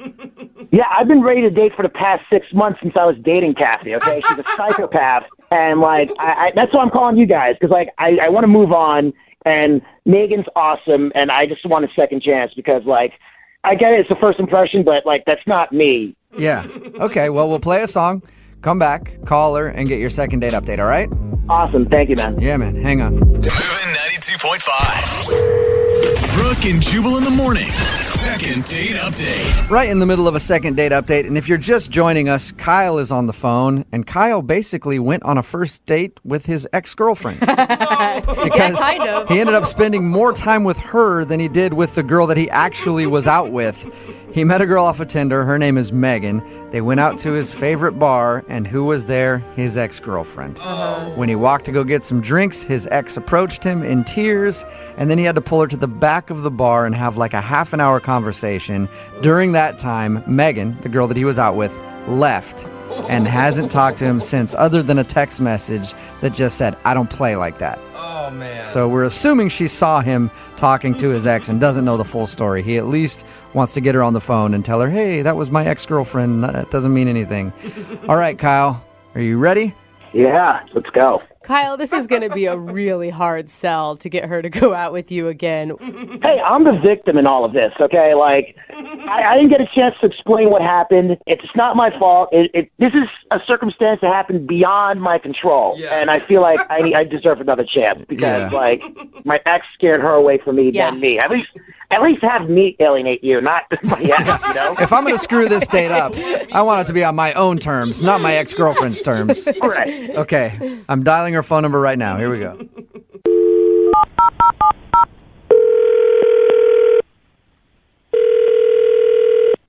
Hello, Hi, is Megan there? this is she. Hey, Megan, how are you? This is Jubal from Brooke and Jubal in the morning. I don't know who that is. You've never heard the radio show before, Brooke and Jubal in the morning? Is this like a prank call? No, it isn't. My name is Jubal, and I host the radio show that I just mentioned. It's called Brooke and Jubal in the morning. Okay. And I have a question for you. Look, is this going to take a really long time? No, it won't take a long time. It's actually about somebody that you know. All right, so what? And the guy that wanted us to call you today, his name is Kyle. Do you remember going out with? No, I'm not doing that. I'm not. I don't want anything to do with him. Yeah. You don't have to have anything to do with him, but we just want to know why you're not calling him back. He said that you left your date early, and then all he heard from you was a text message that said you don't play like that. So Yeah, no, no. I got nothing for him. I got nothing for you. I got nothing. Whoa. Can you at least give us a little bit so we can tell him what the problem is? I mean, he should know what the problem is. We were there 15 minutes, and he went off to, like, have a private huddle with some drunk girl in the corner. And so I thought, okay, she's easy pickings because she's already wasted. I don't even know what. And so I'm like, I'm out of here. F all this, you know. Yeah. And I go outside, and she follows me outside. What? This hysterical mess of mascara follows me outside, reeking of tequila. Oh my gosh. And angry. And she's like, "You can't have him. He doesn't want you." He doesn't need-" She proceeds to tell me that they slept together the night before. Oh, boy. And that he was still in love with her, and she was a mess. Okay. I was going to say, you know, when you started talking about the girl crying, I was like, going to explain the story that was his ex-girlfriend, but apparently you already know all of that. Oh, no, I know everything about the relationship. I know that he cheated on her 3 months in. What? How do you know? Oh, yeah. Oh, I know they had a pregnancy scare. What? Like, I know every. Oh, yeah. How do you know all this? This girl got deep. She got deep, dude. She got deep in a short amount of time, and because she comes out. Okay, here's the deal. She comes out all combative, and I'm like, you know, you keep him, you can have him. I don't want him. I was like, this is a first date, and it sort of felt like, if I'm being honest, it sort of felt like I was used as a pawn in their relationship drama. What? Oh wait, wait, hold on. Like you he think took you it to was, that bar knowing that she was there, so she would see Yeah, it. that's really what it felt like to me. No. So did you feel sorry for her? I mean, at first I was like, all right, I'm going to take my earrings off and this is going to happen. In a real way. And then she was just so broken and defeated and I started consoling her because she was sick with grief. Yeah. And now we're Facebook friends, I guess. What? Now you're Facebook friends with his crazy ex? I guess, man. She asked me my name, and like 2 seconds later, when I finally get an Uber, it's like, you have a friend request, and it's like, wow, okay. How long were you talking to her? Honestly, it was like 15 minutes. Because like after she realized I am not a threat, and I was disgusted myself with the man, then she needed a hug. And she started talking about, the sisterhood of women and how we're treated so badly. Oh my God, I feel like just even hear this story, I'm like, you were the angel that was put into her life to help her get over her ex. I spent the entire night consoling his ex while I wait for my Uber.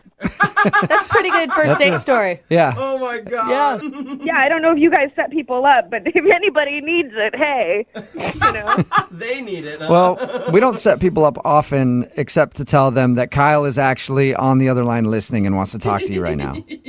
Ha ha. No, I'm serious. No, I'm 100% serious, Megan.